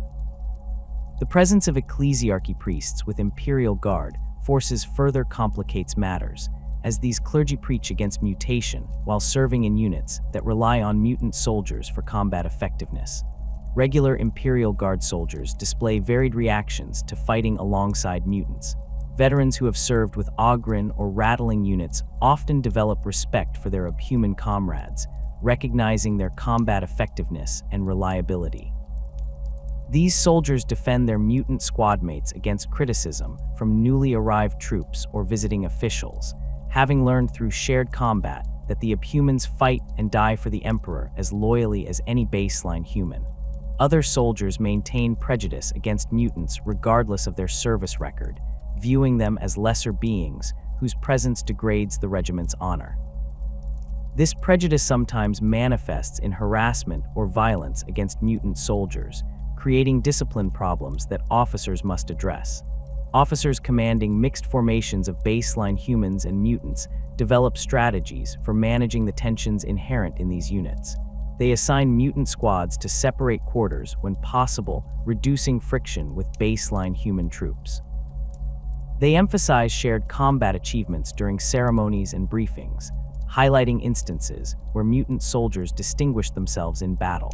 They punish discrimination and violence against sanctioned humans, while also enforcing discipline on mutant soldiers who violate regulations. Successful commanders learn to leverage the strengths of both baseline and mutant troops, deploying each where they provide maximum advantage while minimizing situations that might trigger conflict between them. The post-service fate of mutant veterans reveals the Imperium's ultimate view of these soldiers, regardless of their combat records. Ogren and rattling soldiers who survive their service terms typically return to their homeworlds or join up human populations on other Imperial worlds. They receive discharge papers documenting their service, though these documents provide limited protection against discrimination or persecution. Many abhuman veterans find that their military service counts for little in civilian life, with employers and authorities treating them as mutants first and veterans second. Some remain in military service indefinitely, recognizing that the Imperial Guard offers them better treatment than they would receive in civilian society. Mutant penal legionaries face bleaker prospects. The few who survive their service terms technically earn freedom from their criminal sentences, but the explosive collars remain in place, and the Adeptus Munitorum rarely allows them to leave military custody. Most continue serving in Penal Legions until they die in combat, as the Imperium sees no reason to release mutants who might spread their genetic corruption into civilian populations. Those who do gain release find themselves marked as both mutants and former criminals, facing persecution from Arbites forces and rejection by communities that want nothing to do with them. Many drift into underhive populations or criminal organizations, their military training making them valuable to gangs and cartels who care nothing about their mutant status. The Imperium maintains no comprehensive records of mutant military service or casualty rates. The Adeptus Munitorum tracks abhuman regiments with the same bureaucratic detail it applies to all military formations, but mutant penal legionaries and auxiliaries disappear into statistical categories that obscure their individual fates. Casualty reports list losses without distinguishing between baseline humans and mutants, treating all deaths as equivalent expenditures in the Emperor's wars. This administrative erasure ensures that mutant soldiers receive no recognition for their sacrifices, their service forgotten as soon as they fall in battle. The Imperium extracts whatever military value mutants can provide and then discards them, maintaining the fiction that genetic purity remains absolute even while depending on mutant soldiers to fight its wars. The transformation of flesh through chaos worship operates according to principles that defy natural law and biological logic. Where radiation and chemical exposure mutate according to predictable patterns, the touch of the ruinous powers reshapes human bodies according to the whims of entities whose existence predates physical reality. Chaos mutation begins not in the cells, but in the soul, with worship and exposure to warp energies creating spiritual corruption that manifests physically.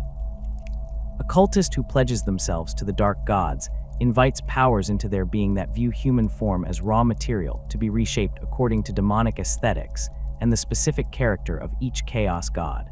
The process begins subtly in most cases, with changes that might be mistaken for natural mutation or disease. A follower of Nurgle develops a persistent cough that refuses to heal, their lungs gradually filling with fluid that should kill them, but instead becomes part of their new physiology. A Tzeentch worshipper notices their skin developing patterns that shift when observed directly, reality around them becoming slightly unstable in ways that only they perceive initially. Khorne's followers find their muscles growing denser and their temperament becoming more aggressive, their bodies preparing for the violence their god demands. Slaanesh's devotees experience heightened sensations that begin as pleasure but gradually consume their attention until normal experience becomes unbearable in its dullness. These initial changes accelerate as worship deepens and exposure to warp energies increases. The cultist who performs rituals, participates in sacrifices, or simply opens themselves to the warp's influence finds their mutations progressing at rates that biological processes cannot explain. Flesh responds to spiritual corruption, reshaping itself to reflect the nature of the power the cultist serves. The changes follow no consistent timeline. One cultist might transform over years, while another experiences radical mutation within days or hours. The warp operates outside linear time, and its effects on physical matter reflect this fundamental disconnect from natural law. Chaos spawn represent the ultimate fate awaiting those who receive too many mutations too quickly. These creatures barely qualify as living beings in any meaningful sense, their bodies transformed into masses of constantly shifting flesh that possess no stable form.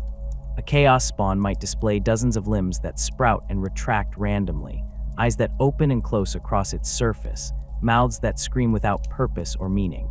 The creature that was once human has been completely subsumed by mutation, their consciousness destroyed or reduced to animalistic awareness that knows only hunger and pain.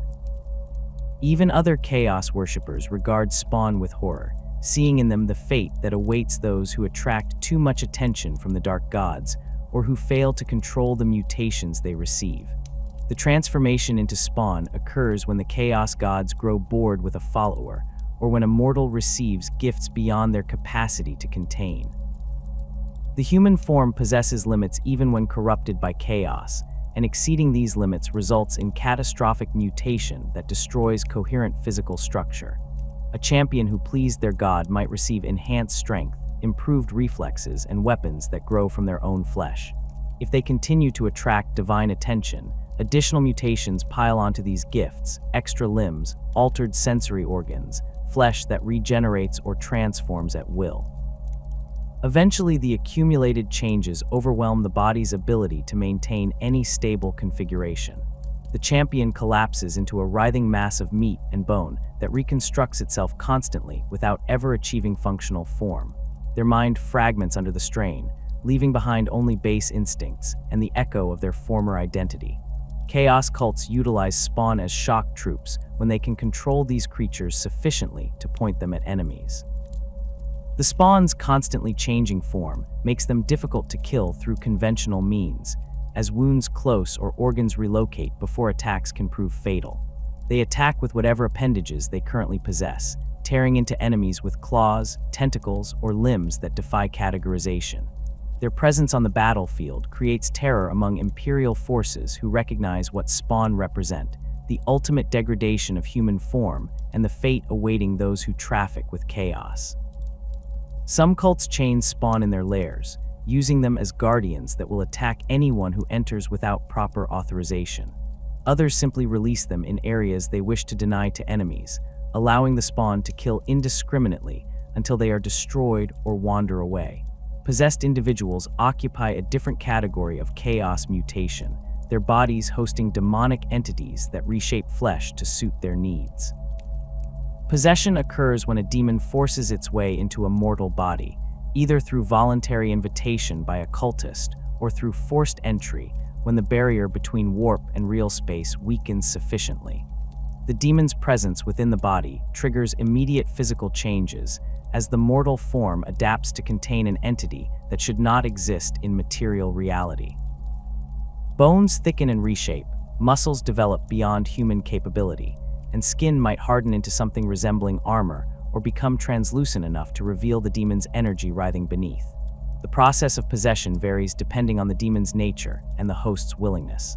A cultist who deliberately invites possession through ritual might experience a gradual merging where their consciousness blends with the demon's, creating a hybrid entity that retains aspects of both mortal and warp being. The physical changes in these cases proceed methodically, with the body transforming over hours or days to accommodate the demon's presence. Forced possession occurs more violently, with the demon tearing into the mortal's soul and reshaping their body through sheer power. These hosts experience agony as their flesh warps and breaks, their bones snapping and reforming, their organs relocating or multiplying to support the demon's requirements. Possessed warriors serve chaos forces as elite troops, whose capabilities exceed normal cultists or even chaos space marines in some respects. The demon within grants supernatural strength, resilience that allows them to survive wounds that would kill unmodified humans instantly, and sometimes psychic abilities that manifest as warp fire, telekinesis, or reality distortion. A possessed charging enemy lines moves with speed that blurs their form, their limbs striking with force that shatters armor and pulps flesh. They feel no pain from wounds that would incapacitate normal soldiers. The demons will overriding the body's damage responses and forcing it to continue fighting until physically destroyed. Some possessed develop the ability to regenerate from injuries, their flesh knitting back together as the demon channels warp energy into repairing the host body. The mutations specific to each chaos god reflect their fundamental nature and the aspects of reality they embody. Nurgle, the Plague Lord, grants mutations that center on disease, decay, and the corruption of flesh into forms that celebrate entropy. His followers develop bloated bodies as their tissues swell with infections that should kill them, but instead become integral to their physiology. Their skin takes on greenish or grayish hues, stretched tight over distended organs that press against it from within. Boils and lesions erupt across their surfaces, weeping fluids that carry diseases capable of killing baseline humans through mere contact. The stench surrounding Nurgle's followers becomes a weapon in itself, a miasma of rot and corruption that causes enemies to retch and weaken before combat even begins. Nurgle's gifts often manifest as enhanced resilience through the paradox of hosting diseases that would kill normal humans while remaining functional. A Nurgle cultist's body adapts to accommodate multiple infections simultaneously, their immune system transformed into something that maintains the diseases rather than fighting them. They feel no pain from their condition, Nurgle's blessing replacing suffering with a sense of contentment and even joy in their corruption. Their flesh becomes difficult to damage in meaningful ways, as wounds fail to bleed properly through blood thickened with infection, and organs continue functioning despite visible decay. Weapons that would kill baseline humans through blood loss or organ damage prove less effective against followers whose bodies operate according to principles that defy medical understanding. The spread of disease represents both a gift and a weapon for Nurgle's followers. They carry plagues that mutate and evolve within their bodies, creating new strains that spread to anyone they contact. A Nurgle cultist walking through an Imperial settlement leaves infection in their wake, with citizens falling ill days after the cultist passed through. The diseases vary from conventional infections accelerated to supernatural virulence to entirely new plagues that cause mutations in survivors or transform victims into plague zombies. Nurgle's followers deliberately spread these diseases, viewing infection as a gift they share with others and a means of demonstrating their god's power. Tzeentch, the Changer of Ways, grants mutations that reflect his dominion over change, sorcery, and the manipulation of reality itself. His followers experience transformations that defy biological possibility, their bodies shifting and changing in response to the god's whims or their own unconscious desires. A Tzeentch cultist might develop additional eyes that see into the warp, allowing them to perceive demonic entities and psychic phenomena invisible to normal sight. Their limbs might elongate or multiply, with new appendages sprouting from unexpected locations on their bodies. Some develop the ability to alter their appearance at will, their flesh flowing like liquid to assume different forms, though these transformations typically retain obviously inhuman elements that mark them as mutated. The mutations Tzeentch grants often incorporate elements that enhance psychic ability or provide resistance to enemy sorcery. Cultists develop organs that channel warp energy more efficiently, allowing them to cast powers that would require trained psychers among baseline humans. Their nervous systems restructure to process information from multiple sensory inputs simultaneously, giving them awareness of threats and opportunities that normal perception would miss. Some followers find their bodies becoming partially unstable, existing simultaneously in real space, and the warp in ways that make them difficult to target with conventional weapons. Reality around them bends subtly, with probabilities shifting in their favor and enemy attacks missing by margins that accumulate beyond what chance alone could explain. Tzeentch's followers often display mutations that seem to serve no practical purpose, changes that reflect the god's love of complexity and transformation for its own sake. A cultist might develop feathers that sprout from their skin in elaborate patterns, or find their bones hollowing and reshaping into forms that resemble bird skeletons. Their flesh might become translucent, revealing internal organs that pulse with colors that should not exist in real space. These mutations mark them as Tzeentch's servants as clearly as any banner, advertising their allegiance to the changer of ways and the reality-warping power they command. Khorne's mutations focus on enhancing martial capability and channeling the god's endless rage into physical form. His followers develop musculature that exceeds human limits, their bodies becoming engines of violence optimized for killing. Bones thicken and develop ridges that serve as natural armor, protecting vital organs while adding mass that makes their strikes more devastating. Their hands might transform into claws capable of tearing through armor, or their teeth sharpen into fangs that can bite through metal. Some Khornate warriors develop horns that sprout from their skulls, marking them as chosen of the blood god and providing additional weapons for close combat. The psychological changes accompanying Khornate mutations prove as significant as the physical transformations. Followers find their capacity for mercy and restraint eroding, replaced by overwhelming aggression that demands expression through violence.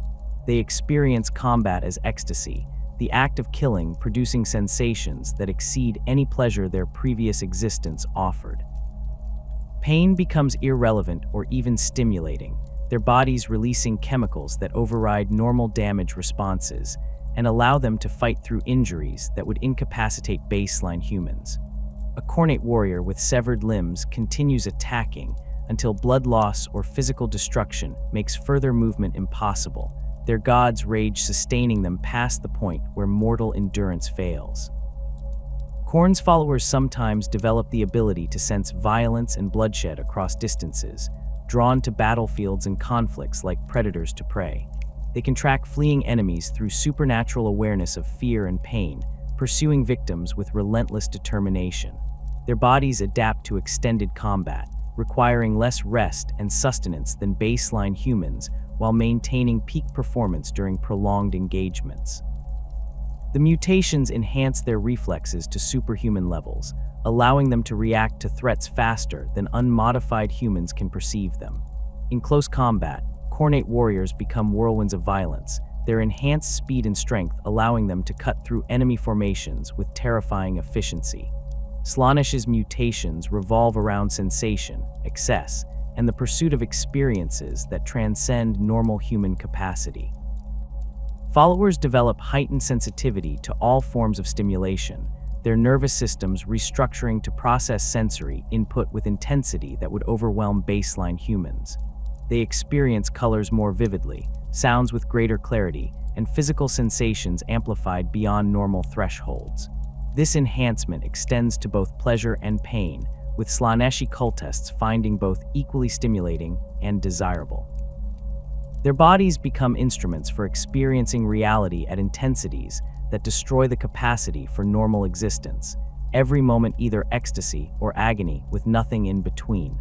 Physical mutations granted by Slaanesh often emphasize beauty twisted into forms that disturb as much as they attract. A cultist might develop perfect symmetry in their features, while their proportions shift into configurations that seem almost but not quite human. Their skin becomes unnaturally smooth and takes on colors or patterns that catch the eye and hold attention. Some develop additional sensory organs, tongues that taste the air, patches of skin that detect temperature variations invisible to normal touch, or organs that sense emotional states in those around them. These enhancements allow them to experience their environment with richness that makes normal perception seem dull by comparison. Slaaneshi followers pursuing martial perfection develop mutations that enhance their combat capabilities through speed and precision rather than raw strength. Their reflexes accelerate to the point where they perceive normal human movement as sluggish, allowing them to dodge attacks and strike weak points with surgical accuracy. Their bodies become flexible beyond human norms, joints moving through ranges that would dislocate in baseline humans. Some develop additional limbs that move with perfect coordination, wielding multiple weapons simultaneously or striking from unexpected angles. The combat style of Slaaneshi warriors emphasizes grace and artistry, treating battle as performance art, where the aesthetic quality of kills matters as much as their tactical effectiveness. Chaos cults rely on mutants to fill multiple roles within their organizations, with the specific positions depending on the mutations individuals display and the cult's particular focus. Heavily mutated cultists serve as shock troops during uprisings, their altered forms making them more effective in combat than baseline humans. A cult planning an attack on Imperial facilities might deploy mutants in the initial assault, using their enhanced capabilities to overwhelm defenders, while more valuable human cultists hang back to exploit the breach. The mutants absorb enemy fire and create chaos that allows the rest of the cult to advance, their deaths considered acceptable losses that serve the greater purpose of spreading chaos worship. Cult leaders sometimes emerge from the ranks of mutated followers, particularly when their mutations grant abilities that inspire awe or fear in other cultists. A Nurgle cultist whose body hosts particularly virulent plagues might lead through the threat of infection, their mere presence ensuring obedience from followers who fear contracting the diseases they carry. A Tzeentch mutant displaying powerful psychic abilities naturally assumes leadership through their capacity to perceive futures and manipulate reality. Khornate champions prove their right to lead through combat prowess enhanced by their god's gifts, while Slaaneshi cult leaders seduce followers through charisma amplified by mutations that make them supernaturally attractive or persuasive. The role of mutants as living testaments to their god's power cannot be overstated in chaos cult recruitment and maintenance. Potential converts witnessing the transformation of cultists into powerful mutated warriors see tangible evidence of the dark god's reality and willingness to grant power to faithful servants. A factory worker suffering under Imperial oppression watches a cultist display strength that allows them to tear apart Arbites' enforcers with bare hands, seeing in that display proof that the chaos gods offer real power rather than empty promises. The mutations serve as advertisements for chaos worship, demonstrations that the ruinous powers deliver on their bargains and transform weak mortals into beings capable of challenging the Imperium's authority. Established cult members view mutations with a mixture of reverence and fear, recognizing that the gifts of chaos carry prices that not all recipients survive paying. They celebrate when favored members receive mutations that enhance their capabilities, treating the transformation as evidence of divine favor and a sign that their cult has attracted the attention of the dark gods. They also understand that excessive mutation leads to devolution into spawn, creating pressure to manage the rate at which followers accumulate changes.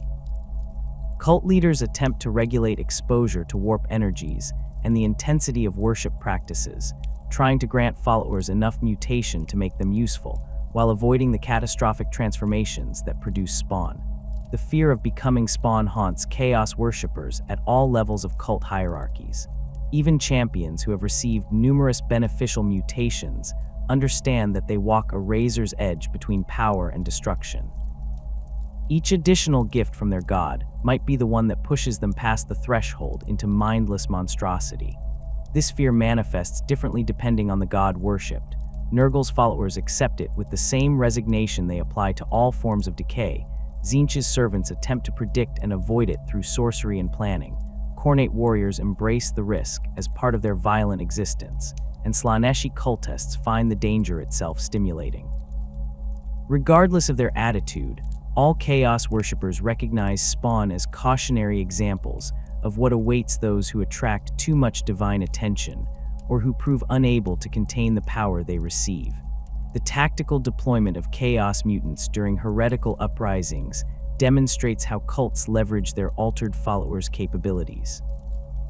Mutants with enhanced strength breach fortifications and engage enemy armor, their bodies capable of damaging vehicles and structures that normal cultists could not affect. Those with resistance to environmental hazards advance through areas Imperial forces consider impassable, flanking defensive positions, or securing objectives in contaminated zones. Mutants displaying psychic abilities coordinate cult operations through telepathic communication that Imperial forces cannot intercept, while those with enhanced senses scout enemy positions and detect ambushes. The variety of mutations available ensures that cults can field specialists for nearly any tactical requirement, creating forces that combine baseline human flexibility with superhuman capabilities in key areas. Chaos uprisings often begin with mutants infiltrating Imperial facilities and populations. Their change is subtle enough to avoid immediate detection, while providing advantages that make them effective agents. A Tzeentch cultist whose mutations grant minor psychic ability might work in an administratum office, using their powers to alter records and create bureaucratic confusion that hampers Imperial responses to cult activity. A Nurgle follower in early stages of mutation might labor in a food processing facility, deliberately contaminating products with diseases that spread through the population and weaken resistance to cult recruitment. Slaaneshi mutants with enhanced charisma infiltrate social circles, using their supernatural attractiveness to seduce influential citizens and spread corruption through pleasure cults. These infiltrators prepare the ground for open revolt, creating conditions that favor cult success when fighting begins. When uprisings transition to open warfare, heavily mutated cultists emerge from hiding to lead attacks on Imperial strongpoints. These warriors have progressed beyond the point where they could pass as human, their bodies transformed into weapons that terrify Imperial defenders. They charge defensive lines with supernatural resilience, absorbing fire that would kill squads of normal cultists while closing to melee range where their enhanced capabilities prove decisive. Their presence forces Imperial commanders to commit heavy weapons and elite troops to counter threats that would normally require only basic infantry, disrupting defensive plans and creating opportunities for other cult forces to exploit. The mutants understand they likely will not survive these assaults, but their devotion to chaos and the ecstasy they experience in service to their gods makes death in combat preferable to continued existence under Imperial rule. The redemptionist movement represents one of the Imperium's most paradoxical responses to mutation, combining absolute condemnation of genetic deviation with desperate acceptance of mutants seeking salvation through martyrdom. These fanatical Puritan sects operate primarily on hive worlds like Necromunda, where mutation rates create constant supplies of both victims and potential converts. Redemptionists preach that mutation marks the soul as corrupted, that the twisted flesh reflects spiritual failing that demands punishment. Their sermons fill underhive chapels and upperhive cathedrals alike, drawing crowds who come to hear preachers rail against the mutant threat and call for cleansing fire to purge the unclean from the Emperor's sight. The theological foundation of redemptionism rests on an interpretation of Imperial doctrine that views mutation as divine punishment for sin. Redemptionist preachers teach that the Emperor marks sinners and their descendants with physical corruption, making their spiritual failing visible to all. A child born mutated carries the weight of ancestral sin, their deformity proof that their bloodline has strayed from the Emperor's light. This doctrine justifies the persecution of mutants while simultaneously offering them a path to redemption through suffering and death in service to the faith. The contradiction inherent in condemning mutants as irredeemable while accepting their service resolves itself through the concept that mutants can achieve grace only through martyrdom, their deaths washing away the corruption they cannot remove through any other means. Redemptionist gangs roam the underhives of Necromunda and similar worlds, hunting mutants with religious fervor that borders on madness. These gangers arm themselves with flamers, autoguns, and crude melee weapons, conducting raids into mutant territories with the goal of exterminating entire communities. They view themselves as the Emperor's instruments, carrying out holy work that the official Arbites forces cannot or will not perform. A redemptionist gang preparing for a raid conducts prayer services where the gang leader delivers sermons about the necessity of cleansing the Emperor's realm of genetic corruption. The gangers work themselves into religious ecstasy, chanting hymns and flagellating themselves before setting out to kill mutants. They attack without mercy, burning mutant settlements and executing inhabitants regardless of age or apparent threat level. The equipment redemptionist gangs favor reflects their emphasis on purification through fire. Flamers serve as primary weapons, their burning promethium symbolizing the cleansing power of the Emperor's judgment. Redemptionists believe that fire purifies both flesh and soul, that immolation represents the only certain way to eliminate mutation's taint. They employ incendiary grenades, firebombs, and any other weapon capable of producing flames, turning their raids into infernos that consume entire sections of the underhive. The gangers wear robes marked with Imperial aquilas and purity seals, their bodies covered in scars from self-flagellation that they display as proof of their devotion. Some wear masks fashioned to resemble skulls or the Emperor's face, transforming themselves into living representations of divine judgment. The most disturbing aspect of redemptionist organization involves their acceptance of mutants into their ranks under specific conditions. Mutants who present themselves to redemptionist gangs and profess genuine faith in the Emperor may be granted the opportunity to seek redemption through service. These mutant converts undergo brutal initiation rituals that test their commitment and begin their path toward martyrdom. The gang subjects them to beatings, burnings, and other torments while demanding they recite prayers and profess their unworthiness. Those who survive this treatment and maintain their faith earn provisional acceptance as the lowest members of the gang, marked for death but permitted to serve until that death arrives. Mutant redemptionists serve as shock troops during raids, sent forward to absorb enemy fire and clear dangerous areas before human gang members advance. They carry the heaviest weapons, handle the most toxic materials, and volunteer for suicide missions that offer no possibility of survival. The human gangers view these mutant converts with a mixture of contempt and grudging respect, despising their physical corruption while acknowledging their willingness to die for the Emperor. The mutants themselves embrace their role with desperate faith, believing that death in service to redemptionist ideals will cleanse their souls and grant them the Emperor's grace they could never achieve while living. They flagellate themselves more severely than human gang members, their bodies covered in wounds that they refuse to treat, viewing pain as penance for the sin of existing as mutants. The relationship between redemptionist movements and official ecclesiarchy authorities varies by location and the particular clergy involved.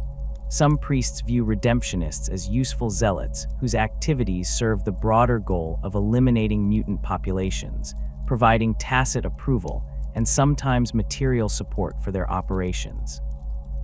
These clergy see redemptionist violence as an extension of the ecclesiarchy's mission, carried out by faithful citizens willing to perform work that official forces cannot undertake openly. Other priests condemn redemptionists as dangerous extremists whose theology distorts imperial doctrine and whose violence threatens to destabilize hive populations. These authorities order Arbites forces to suppress redemptionist activity, treating them as criminals rather than faithful servants of the Emperor. Necromunda hosts the most extensive redemptionist presence in the Imperium, with the movement deeply embedded in the planet's hive culture. Redemptionist gangs control territories in both the underhive and lower hive levels, operating chapels where they preach to crowds numbering in the hundreds. The planet's high mutation rates ensure constant supplies of both targets and potential converts, creating a self-sustaining cycle of violence and recruitment. House Cawdor, one of Necromunda's major clan houses, maintains close ties to redemptionist ideology, with many of its members adhering to similar beliefs about mutation and purification. This connection provides redemptionists with access to better equipment and some measure of protection from official persecution, though House Cawdor maintains enough distance to preserve deniability regarding the most extreme redemptionist actions. Genestealer cults represent an entirely different category of mutant organization, their mutations arising not from chaos or environmental factors, but from Xeno's infection that transforms human populations into hybrid creatures serving alien masters. The infection begins when a genestealer, a vanguard organism of the tyrannid hive fleets, implants its genetic material into a human host through a process called the genestealer's kiss. The victim survives this encounter, but becomes psychically enslaved to the genestealer, their mind rewritten to serve the creature and its broader purpose. More significantly, their genetic code becomes corrupted with Xeno's DNA that they pass to their offspring, beginning a generational cycle that produces increasingly alien hybrid creatures. First-generation hybrids emerge from the union between infected humans and uninfected partners, their Xeno's heritage manifesting in subtle ways that allow them to pass as human in most circumstances. These hybrids display minor physical abnormalities, slightly elongated skulls, unusual skin tones, or eyes that reflect light strangely. Their mutations remain subtle enough that casual observation might miss them, allowing first-generation hybrids to maintain positions in normal Imperial society. They experience the psychic compulsion to serve the cult more strongly than their infected parents, their hybrid nature making them more receptive to the genestealer's mental domination. First-generation hybrids typically serve as the cult's public face, holding jobs in manufactorums, serving in planetary defense forces, or working in administrative positions where they can gather intelligence and resources for the cult's eventual uprising. Second-generation hybrids show more obvious signs of their Xeno's heritage, while still maintaining enough human appearance to move through Imperial society with careful precautions.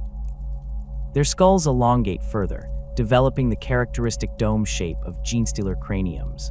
Their arms grow longer, and their hands develop additional joints that grant them enhanced dexterity. Skin takes on purple or blue hues that mark them as clearly abnormal, forcing second-generation hybrids to conceal their appearance through heavy clothing or work in positions where their mutations attract less attention.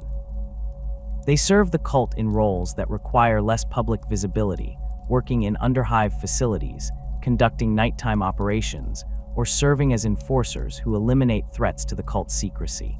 Their physical capabilities exceed baseline humans, with strength and speed that make them dangerous opponents in close combat. Third-generation hybrids abandon any pretense of human appearance, their forms clearly Xenos in origin despite retaining some human characteristics. These creatures stand hunched, their spines curved to accommodate the massive dome-shaped skulls that house brains restructured for enhanced psychic reception of the Patriarch's commands. Their arms extend nearly to the ground, ending in three-fingered hands tipped with claws capable of tearing through armor.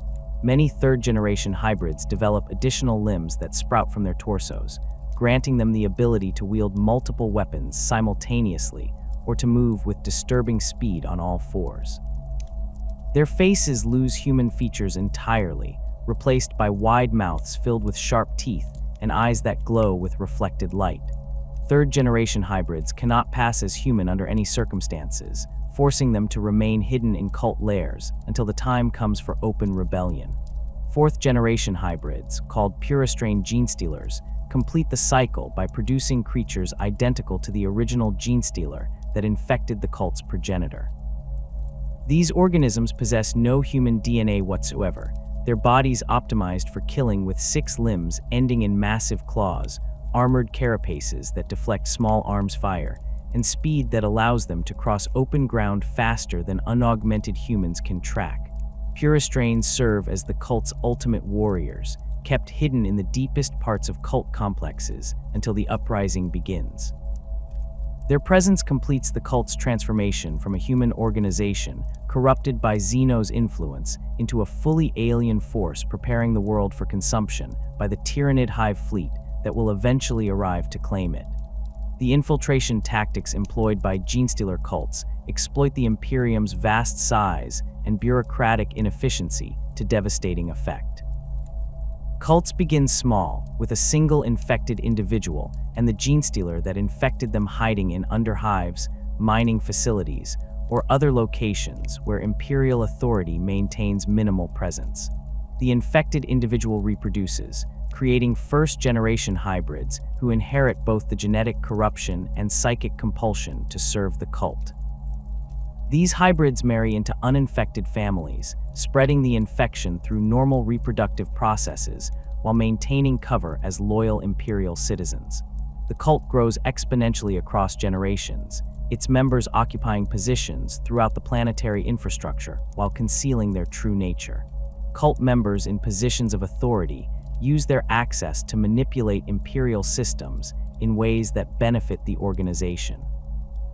A hybrid working in the Administratum alters shipping records to divert weapons and equipment to cult safe houses. Another serving in the planetary defense forces provides intelligence about Imperial military capabilities and defensive preparations. Hybrids in law enforcement positions warn the cult about investigations and eliminate witnesses who might expose the organization's existence.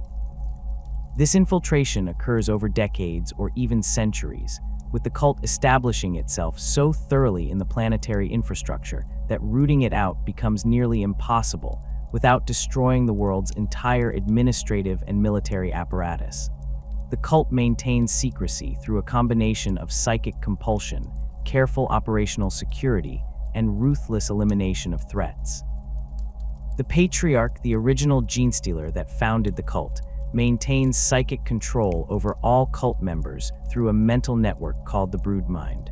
This connection allows instant communication between cult members and ensures absolute loyalty, as members literally cannot conceive of betraying the cult.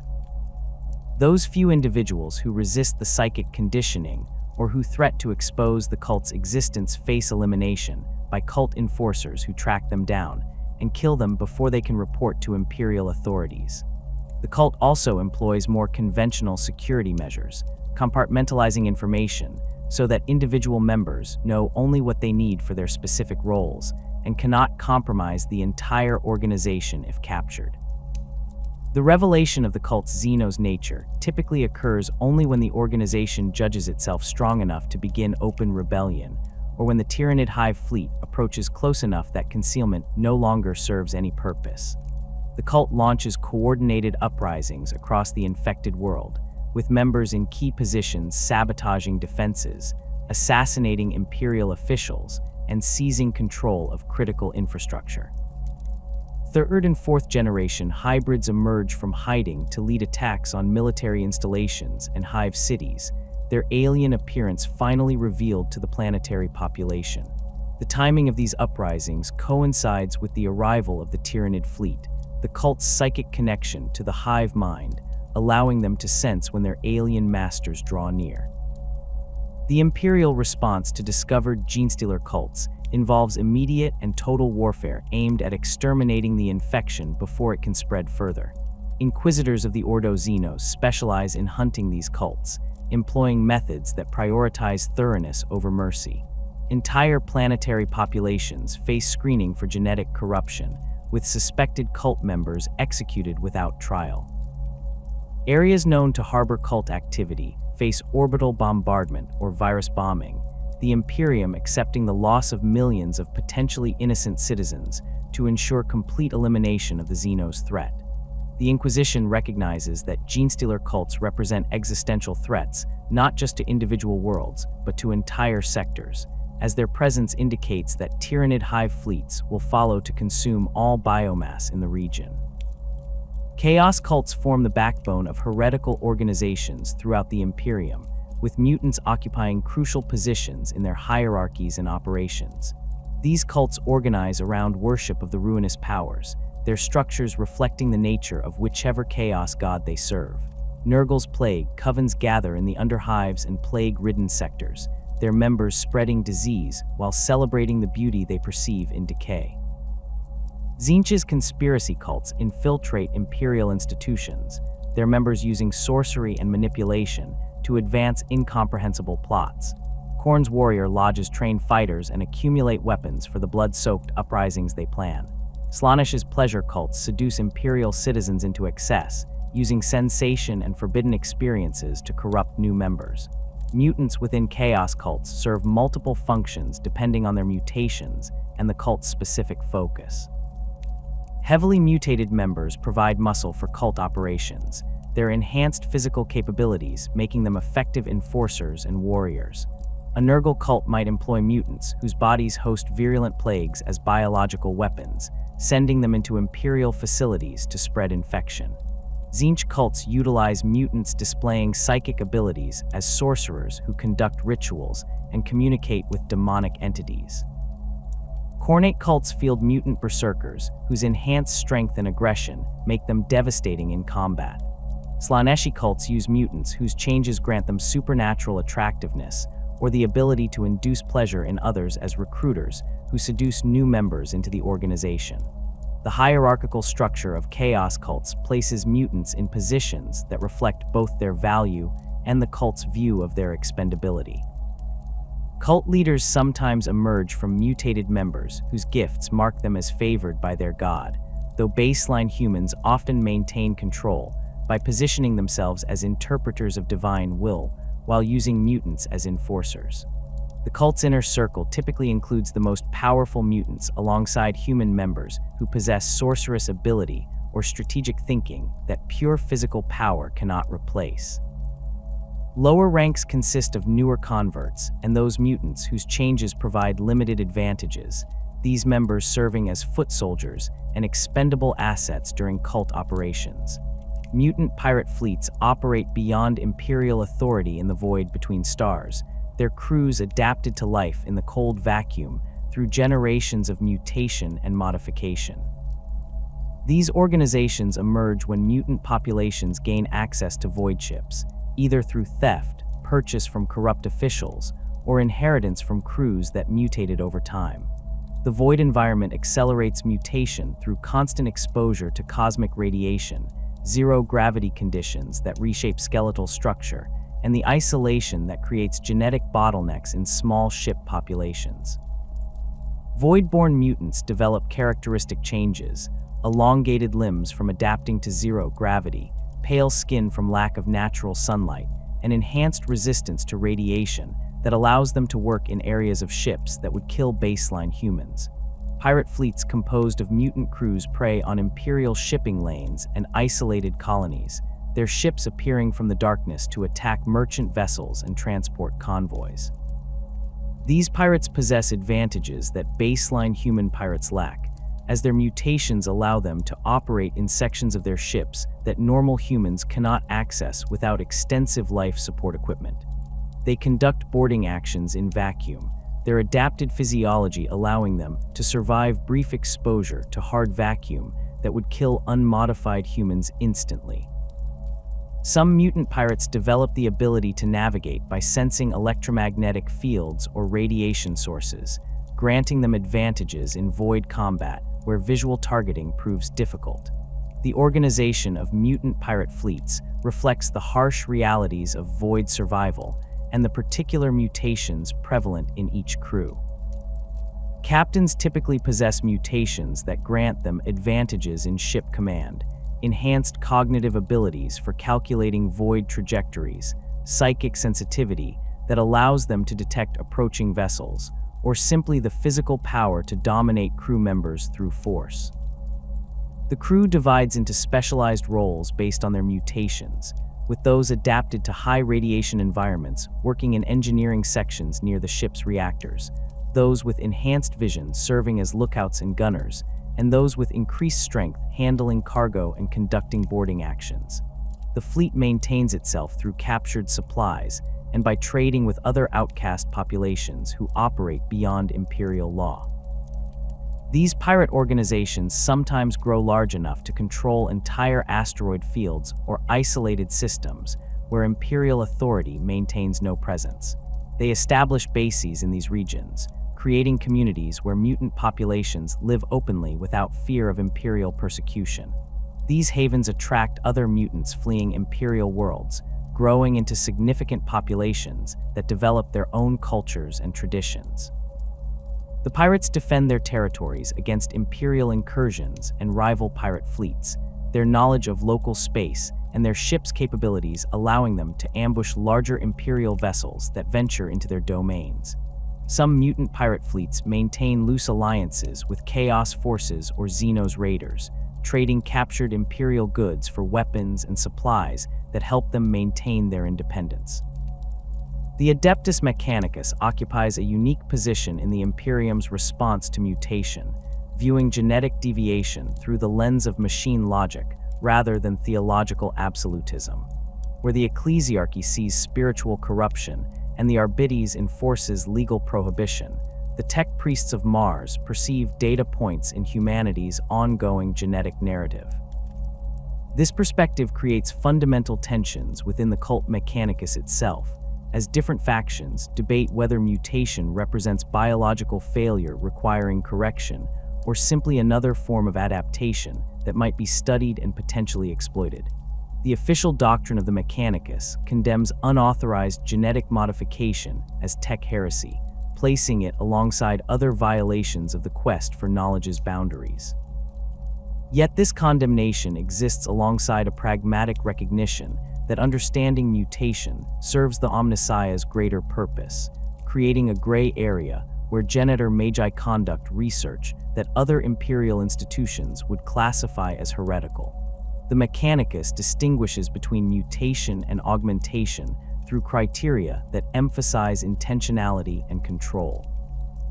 Augmentation involves the deliberate replacement of biological components with mechanical systems, a process the cult Mechanicus views as sacred improvement of the human form. A tech priest who replaces their arms with mechadendrites or installs cogitator arrays in their skull follows established protocols blessed by Mars, their modifications recorded and approved through proper channels. Mutation occurs without intention or control, representing biological systems failing to maintain their design parameters. A worker whose exposure to radiation causes their cells to replicate incorrectly has experienced mutation, their body deviating from acceptable specifications without purpose or design. This distinction allows the Mechanicus to pursue extensive modification of their own members while condemning mutants as examples of biological degradation. The reality proves more complex than this neat categorization suggests. Genitor Magi studying mutation patterns sometimes identify changes that provide functional advantages, characteristics that enhance human capability in ways that augmentation cannot easily replicate. A mutant whose bones grew denser in response to high-gravity conditions possesses structural reinforcement that mechanical augmentation would struggle to match without completely replacing their skeleton. Another whose eyes developed enhanced light sensitivity achieved through biological adaptation, what would require expensive augmetic implants to reproduce. These observations create uncomfortable questions about whether certain mutations might be preserved or even deliberately induced under controlled conditions, questions that different Forge worlds answer differently based on their particular interpretations of Mechanicus doctrine. Some Forge worlds maintain facilities where Genitor Magi conduct experiments on mutant subjects, studying the mechanisms through which genetic deviation occurs and testing potential methods for controlling or reversing mutation. These facilities exist in the deepest sections of Forge worlds, their operations classified at levels that ensure most tech priests remain unaware of their existence. The Genitors working in these laboratories approach mutants as research subjects rather than abominations, their scientific detachment allowing them to perform procedures that would horrify even hardened inquisitors. They extract tissue samples from living mutants, documenting how mutated cells differ from baseline human genetics. They expose subjects to controlled doses of radiation and mutagenic compounds, observing the progression of mutation under laboratory conditions. They attempt genetic manipulation using techniques that blend biological science with the Mechanicus's limited understanding of gene crafting from the dark age of technology. The ethical framework governing these experiments derives from Mechanicus doctrine rather than any concern for the mutant subject's well-being. The tech priests view mutants as biological machines that have malfunctioned, their research aimed at understanding the nature of the malfunction and developing methods to prevent or correct it in more valuable human populations. The suffering of mutant test subjects registers as irrelevant data, no more significant than the wear patterns on a malfunctioning servitor. The Genitors maintain detailed records of their experiments, documenting procedures and results with the obsessive precision characteristic of the cult Mechanicus. These records fill data vaults on Forge worlds, representing centuries of accumulated knowledge about mutation that the Mechanicus guards jealously from other imperial institutions. The practical applications of this research remain limited by both technological constraints and political considerations. The Mechanicus lacks the comprehensive understanding of genetics that humanity possessed during the Dark Age of technology, their knowledge fragmentary and based more on observation than true comprehension of underlying mechanisms. They can identify mutations and document their effects, but reliably inducing specific beneficial mutations or reversing harmful ones exceeds their capabilities in most cases. Additionally, any suggestion that the Mechanicus conducts research aimed at deliberately creating mutants would invite investigation by the Inquisition and condemnation by the Ecclesiarchy, threatening the political position of Forge worlds that pursue such work. The Genitor Magi conducting these experiments maintain strict secrecy, presenting their work as purely defensive research aimed at understanding mutation to better combat it. Fabius Bile stands as perhaps the most notorious example of a geneticist who abandoned all ethical constraints in pursuit of creating improved post-human species.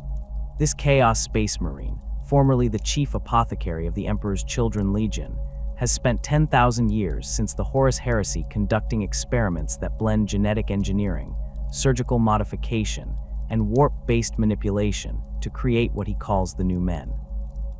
Bile views baseline humanity as a failed design, a species that has stagnated since the Emperor's attempts to improve it through the Primarch Project and the creation of the Space Marines.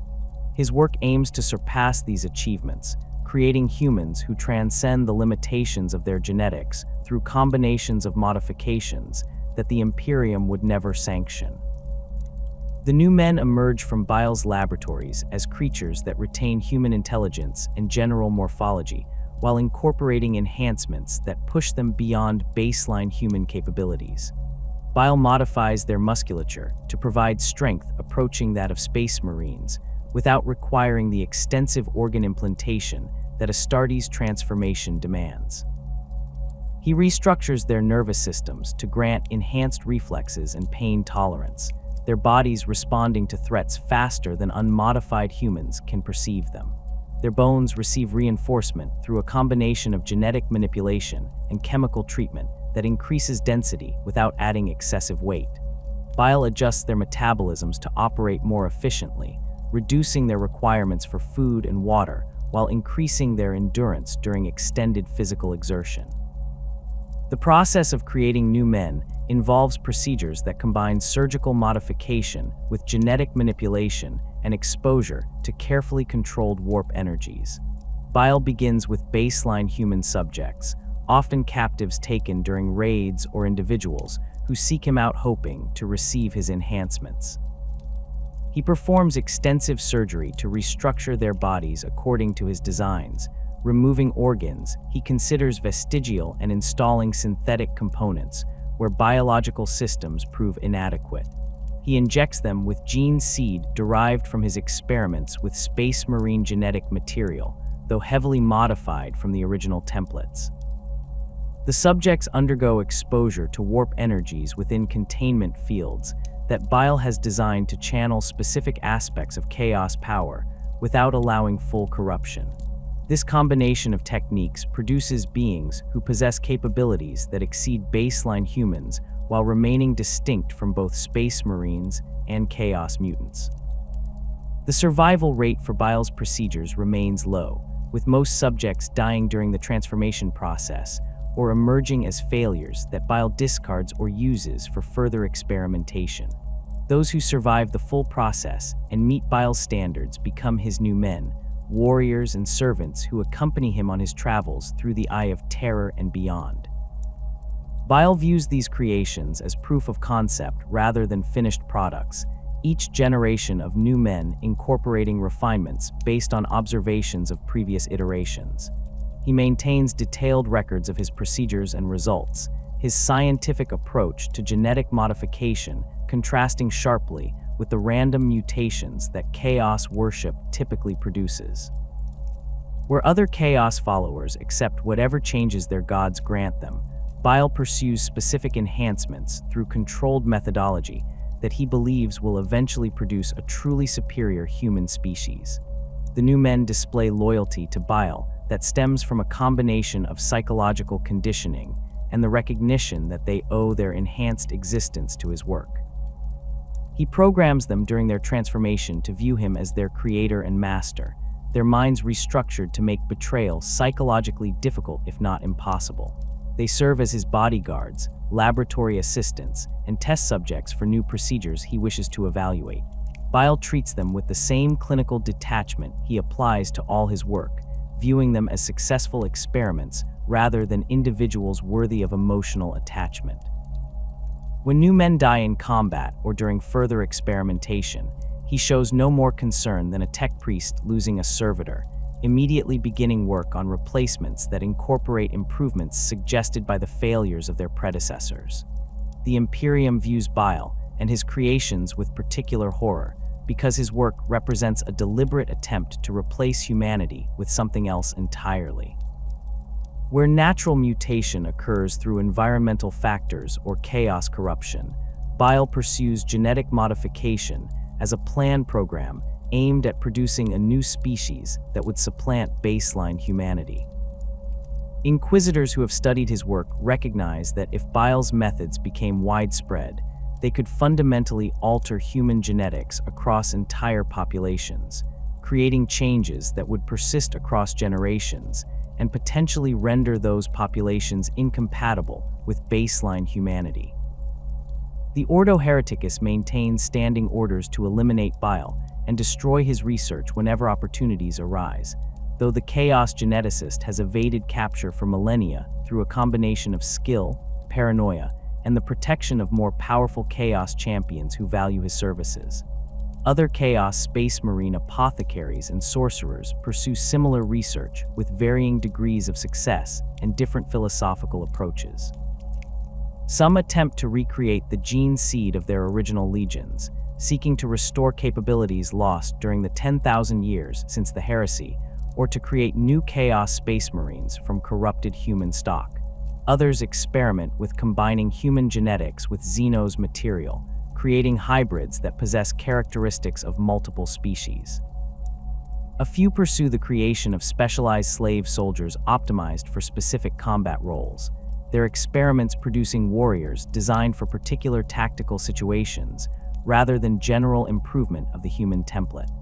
These efforts rarely achieve the consistency or sophistication of Bile's work, but they represent ongoing attempts by Chaos forces to exploit genetic manipulation as a weapon against the Imperium. The Dark Mechanicum pursues technological and biological modification with even fewer constraints than their loyalist counterparts, their fall to Chaos eliminating whatever ethical considerations might have limited their pre-heresy research. These Heretic Forge worlds combine the Mechanicus's technological expertise with Chaos corruption and demonic influence, creating abominations that blur the boundaries between machine, mutant, and demon. Their work produces warriors and creatures that serve Chaos forces as specialized troops, their bodies incorporating cybernetic augmentation, biological mutation, and demonic possession in combinations that defy natural law and mechanical logic alike. Mutilators represent one of the Dark Mechanicum's most disturbing creations, Chaos Space Marines who have been transformed through a combination of demonic possession and techno-organic fusion. These warriors began as standard Chaos Space Marines who attracted the attention of demonic entities through their dedication to violence and their willingness to merge with forbidden technology. The transformation process involves the warriors' armor fusing with their flesh, the ceramite and plasteel becoming part of their biological structure rather than external protection. Weapons grow from their bodies, emerging from their arms and torsos as living metal that responds to their will. The demon inhabiting them reshapes both flesh and machine according to its nature, creating beings that exist simultaneously as warriors, weapons, and vessels for warp entities. The appearance of mutilators disturbs even other Chaos forces, their forms representing complete abandonment of any recognizable structure. Their bodies bulge with muscle that presses against armor fused to their skin, the boundary between flesh and metal impossible to distinguish. Weapons protrude from multiple points on their frames: axes, swords, hammers, and implements that defy categorization emerging from shoulders, arms, and chests. These weapons shift and change as the mutilator fights, new armaments replacing old ones as the demon within responds to tactical situations. The warriors' faces disappear behind helmets that have become part of their skulls, their eyes glowing with demonic energy visible through eye lenses that might be glass or might be crystallized tissue.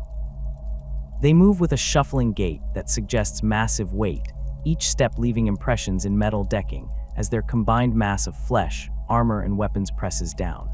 Mutilators serve chaos forces as shock troops deployed into close combat where their weapon-studded forms prove devastating.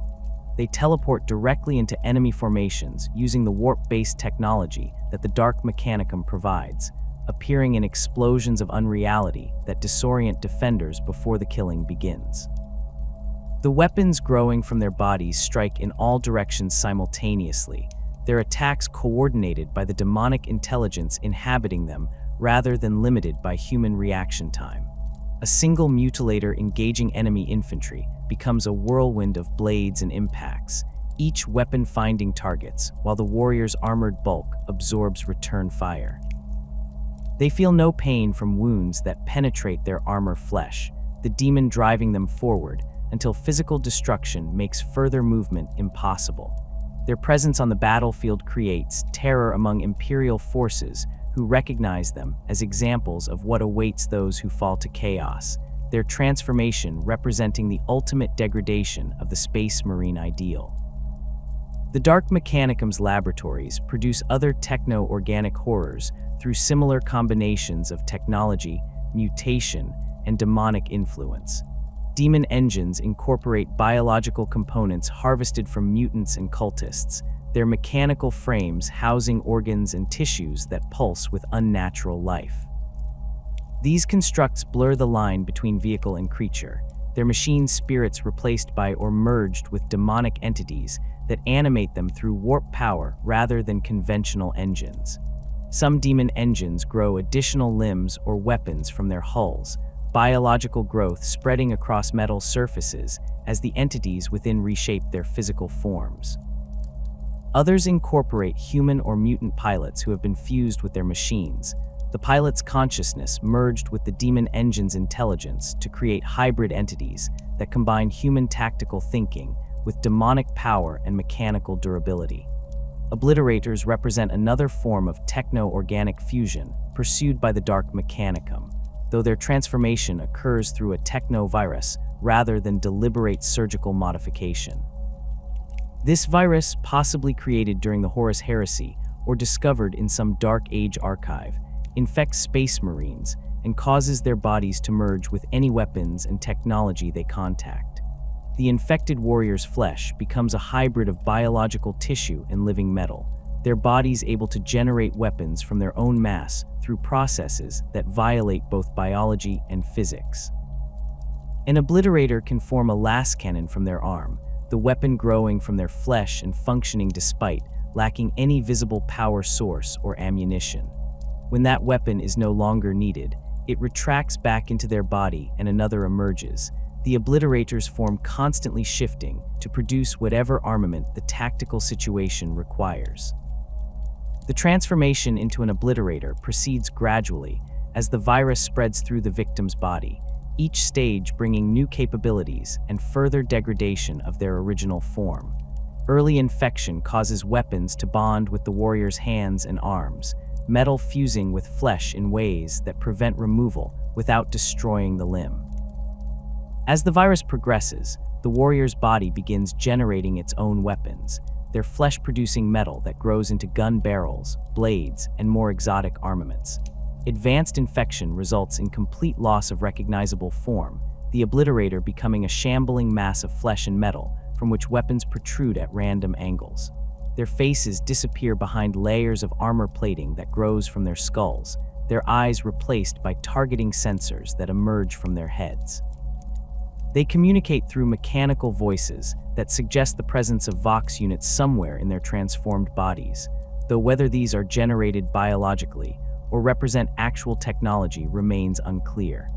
The Imperial response to these techno-organic abominations focuses on immediate destruction and prevention of any possibility that the technologies or viruses involved might spread to loyalist forces. Inquisitors who encounter mutilators, obliterators, or other dark mechanicum creations order their complete annihilation, accepting heavy casualties to ensure no samples or remains survive that might be studied by curious tech priests or recovered by chaos forces. Entire battlefields where these entities fought face cleansing through orbital bombardment or virus bombing, the Imperium willing to destroy valuable territory rather than risk contamination spreading. The Ordo Malleus maintains specialized protocols for dealing with demon engines and possessed technology, their Grey Knight chambers trained to banish the demonic components, while Mechanicus specialists destroy the physical shells that housed them. The Imperium's own attempts to cure or reverse mutations through medical intervention achieve limited success, constrained by both technological limitations and the nature of mutation itself. Juvenat treatments, the life extension procedures available to wealthy Imperial citizens, sometimes reduce the visible effects of minor mutations by promoting cellular regeneration that can replace mutated tissue with new growth. A citizen whose skin developed abnormal pigmentation due to chemical exposure might undergo Juvenat therapy that stimulates their body to produce new skin cells, the fresh tissue potentially displaying normal coloration if the underlying genetic damage was not too severe. These treatments work best on mutations that affect surface tissues and that resulted from environmental factors rather than genetic changes that persist in the patient's DNA.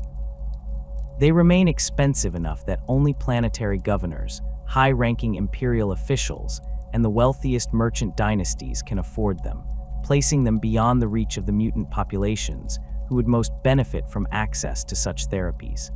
Genetic therapy programs operate on Forge worlds and advanced hive worlds, where the Adeptus Biologics maintains facilities capable of performing gene manipulation procedures. These programs attempt to identify and correct genetic mutations at the cellular level, using techniques recovered from the Dark Age of technology and adapted to the Imperium's limited understanding of genetics.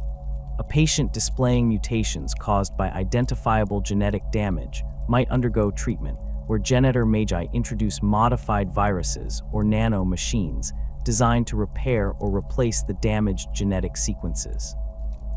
The success rate for these procedures varies dramatically depending on the nature of the mutation and the skill of the genitors performing the treatment. Minor mutations affecting single genes or limited body systems sometimes respond to therapy, the patient's condition improving as corrected cells replace mutated ones. More extensive mutations involving multiple genetic changes or affecting fundamental body structures resist treatment, the complexity of the required corrections exceeding the Imperium's capabilities. The political and religious obstacles to widespread genetic therapy programs often prove more significant than the technological limitations. The Ecclesiarchy views attempts to cure mutation with suspicion, arguing that if mutation represents divine punishment for sin, then attempting to remove it contradicts the Emperor's judgment. Some priests preach that mutants should accept their condition as penance rather than seeking medical intervention to restore normal appearance. This theological position creates pressure on planetary governors and Mechanicus authorities to limit access to genetic therapy, restricting it to cases where the mutation clearly resulted from environmental factors rather than inherited genetic damage. The Inquisition monitors genetic therapy programs for signs of tech heresy, concerned that research into genetic manipulation might lead to forbidden experiments similar to those conducted by chaos geneticists like Fabius Bile. The practical reality is that most mutants never receive any treatment for their conditions, the Imperium's medical resources directed toward maintaining the health of productive baseline humans rather than attempting to cure genetic deviance. Mutant populations in underhives and on frontier worlds lack access to even basic medical care, let alone the sophisticated genetic therapies that might address their mutations. Those mutants who do receive treatment typically belong to valuable populations whose mutations occurred through industrial accidents or radiation exposure during service to the Imperium, their treatment justified as maintaining workforce capability rather than compassion for their suffering. The Adeptus Mechanicus occasionally treats mutant workers whose conditions resulted from service in Forge World facilities, viewing the therapy as maintenance of biological assets rather than medical care for individuals. Servitor conversion represents the Imperium's most common response to mutants whose conditions cannot be cured, but whose bodies might still serve useful purposes. The process of creating servitors involves extensive surgery to remove higher brain functions, installing control systems that allow the resulting cyborg to follow programmed instructions without independent thought. Mutants converted into servitors lose whatever made them individuals, their bodies reduced to biological components in mechanical systems that serve the Imperium's endless labor requirements. The Mechanicus views this conversion as efficient resource utilization, extracting value from mutants who would otherwise face execution, while simultaneously solving the moral problem of their existence by removing their consciousness. A mutant servitor no longer qualifies as a mutant in any meaningful sense, their humanity erased along with the genetic deviation that marked them for persecution. The scale of servitor conversion programs involving mutants exceeds any attempt at comprehensive tracking. Forge Worlds process thousands of mutants into servitors daily, their facilities operating continuously to meet the Imperium's insatiable demand for cyborg labor. The mutants arrive from Arbites detention centers, underhive sweeps, and Penal Legion processing stations, their bodies cataloged and evaluated for potential uses. Those with physical mutations that might prove useful in specific roles receive conversion procedures tailored to preserve and enhance those characteristics. A mutant with enhanced strength becomes a loading servitor, their muscles augmented with additional cybernetics that allow them to move cargo that would require multiple baseline human servitors. Another with resistance to toxins receives conversion into a hazardous material handling servitor, their natural immunity supplemented with filters and protective systems that allow them to work in environments that would destroy purely mechanical alternatives. The philosophical questions surrounding mutation cut to the heart of what the Imperium claims to be and what it actually practices. The official doctrine presents a clear answer. Mutants represent genetic corruption that threatens humanity's survival, their existence a violation of the Emperor's design that demands elimination. Yet this certainty dissolves when examined against the reality of how the Imperium actually functions. Ogren regiments die by the thousands in the Emperor's wars, their sacrifice as genuine as any baseline human soldiers. Rattling snipers eliminate enemy commanders from positions that human marksmen could never occupy. Mutant workers labor in conditions that would kill unmodified humans within hours, their bodies consumed to maintain industrial output that keeps the Imperium functioning. The contradiction between doctrine and practice creates a moral void where mutants exist simultaneously as condemned abominations and necessary tools. The question of whether mutants qualify as victims or threats admits no simple answer, because individual mutants encompass both categories in varying proportions. A child born with mutations due to their parents' exposure to industrial toxins bears no responsibility for their condition, yet Imperial law treats them identically to a cultist whose mutations arose from deliberate chaos worship. The hive worker who develops radiation resistance through generations of exposure to leaking reactors poses no threat to anyone, but the Arbites may execute them alongside mutants whose changes suggest warp corruption. The Imperium's classification systems attempt to distinguish between these cases through categories like sanctioned abhumans and unstable deviants, but the application of these categories depends more on bureaucratic precedent and local prejudice than any consistent evaluation of individual circumstances. The treatment mutants receive reveals truths about the Imperium that its propaganda works hard to obscure. An empire that claims to value human life above all else processes mutants into servitors by the thousands, erasing their consciousness to create biological machinery. A civilization that preaches the Emperor's protection for all faithful subjects burns mutant children alive for the crime of being born different. A military that depends on courage and sacrifice treats mutant soldiers as expendable ammunition, their deaths recorded in statistical categories that erase their individual service. These practices demonstrate that the Imperium's proclaimed values function primarily as tools for maintaining control rather than principles that guide actual policy. When genetic purity conflicts with practical necessity, the Imperium chooses pragmatism while maintaining the fiction of absolute standards. The theological dimension of this hypocrisy creates particular problems for Imperial citizens who take their faith seriously. The Ecclesiarchy teaches that the Emperor created humanity in his image, that deviation from this template represents spiritual corruption. Yet the same Emperor who supposedly designed humanity perfect accepted ogrins, ratlings, and other abhuman strains during the Great Crusade. He created the Space Marines through genetic modification that transformed baseline humans into post-human warriors, and he engineered the Primarchs as beings who transcended humanity entirely.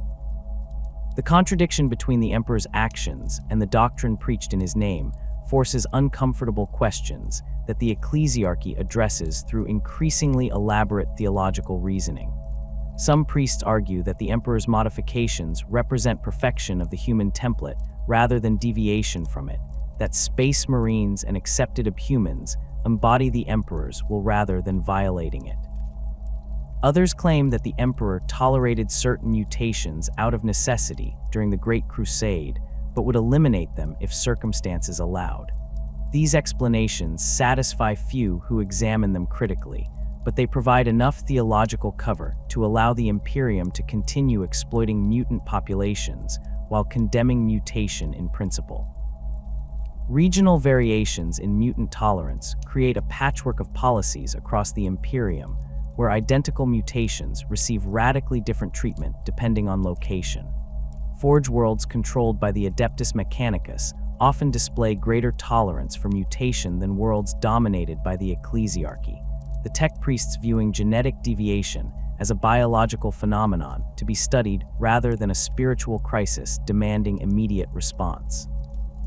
A mutant worker on a Forge world might receive assignment to hazardous duty based on how their mutations affect their work capability, their genetic status noted in personnel records, but not automatically resulting in execution. The same mutant on a Shrine world faces burning at the stake as a public demonstration of faith, their death serving as entertainment and religious instruction for crowds who gather to watch heretics and mutants die. Hive worlds demonstrate the widest variation in mutant policy, with different hives on the same planet sometimes adopting contradictory approaches. A hive whose governor maintains close ties to the Ecclesiarchy might conduct regular purges of underhive mutant populations, deploying Arbites forces and local militias to eliminate genetic deviants discovered during sweeps. The neighboring hive, controlled by a governor more concerned with maintaining industrial output than theological purity, might tolerate extensive mutant populations as long as they remain confined to the underhive and continue performing useful labor. These policy differences create situations where mutants flee from one hive to another seeking sanctuary, their survival depending on which planetary authority controls the territory they occupy. The Administratum makes no effort to standardize these policies across different hives or even different worlds in the same system, accepting variation as inevitable given the Imperium's vast size and the limited capacity of central authority to enforce uniform standards. Space Marine chapters display their own variations in how they respond to mutant populations encountered during campaigns. Chapters descended from Ultramarines' gene seed often follow Codex Astartes' doctrine that distinguishes between sanctioned abhumans deserving protection and condemned mutants requiring elimination. These chapters cooperate with Ogren and rattling Imperial Guard units, treating abhuman soldiers as fellow servants of the Emperor while maintaining vigilance against chaos corruption. Other chapters adopt harder lines based on their particular cultures and experiences.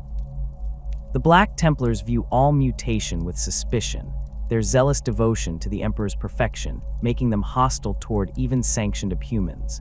They refuse to fight alongside abhuman units when possible, and have been known to purge mutant populations that other chapters would tolerate.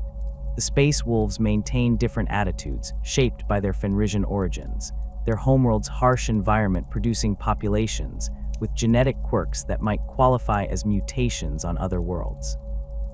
They show pragmatic tolerance for mutations that enhance survival capability while remaining vigilant against chaos taint.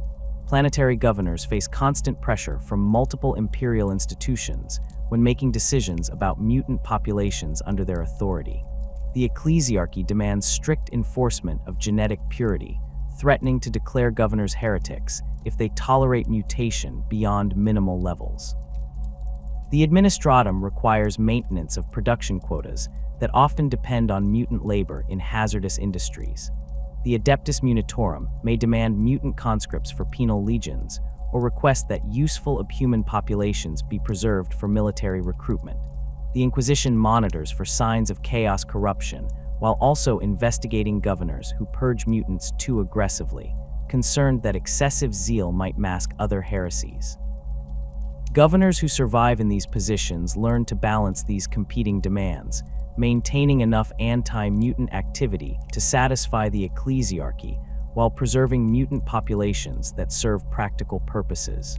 They become experts at bureaucratic maneuvering, classifying mutants in categories that justify whatever treatment serves their immediate needs. The mutant perspective on their place in Imperial society remains largely undocumented in official records, but the fragments that exist paint a picture of populations trapped between resignation and desperate hope. Mutant communities in underhives develop cultures that blend Imperial faith with traditions born from their circumstances. They maintain shrines to the Emperor decorated with scavenged materials, their prayers asking for deliverance from suffering and acceptance into the Imperium they serve despite its rejection. Mutant preachers emerge within these communities, individuals who maintain faith despite overwhelming evidence that the Emperor's grace does not extend to their kind. These preachers interpret Imperial doctrine in ways that offer hope to mutant populations, arguing that the Emperor judges souls rather than flesh, that faithful service might earn redemption regardless of physical form. They point to stories of mutant soldiers who died heroically in Imperial service, holding these examples up as proof that mutants can achieve the Emperor's favor through sacrifice. Other mutant communities abandon Imperial faith entirely, their experiences of persecution convincing them that the Emperor either does not exist or does not care about their suffering.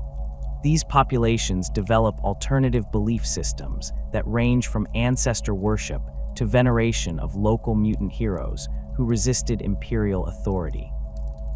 Some maintain that mutation represents evolution rather than corruption, that their changed forms make them superior to baseline humans who cling to outdated genetics.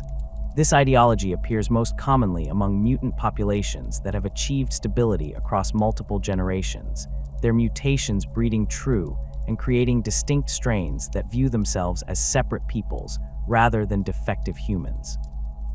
These communities see themselves as humanity's future, populations adapted to survive in environments where baseline humans require extensive technological support.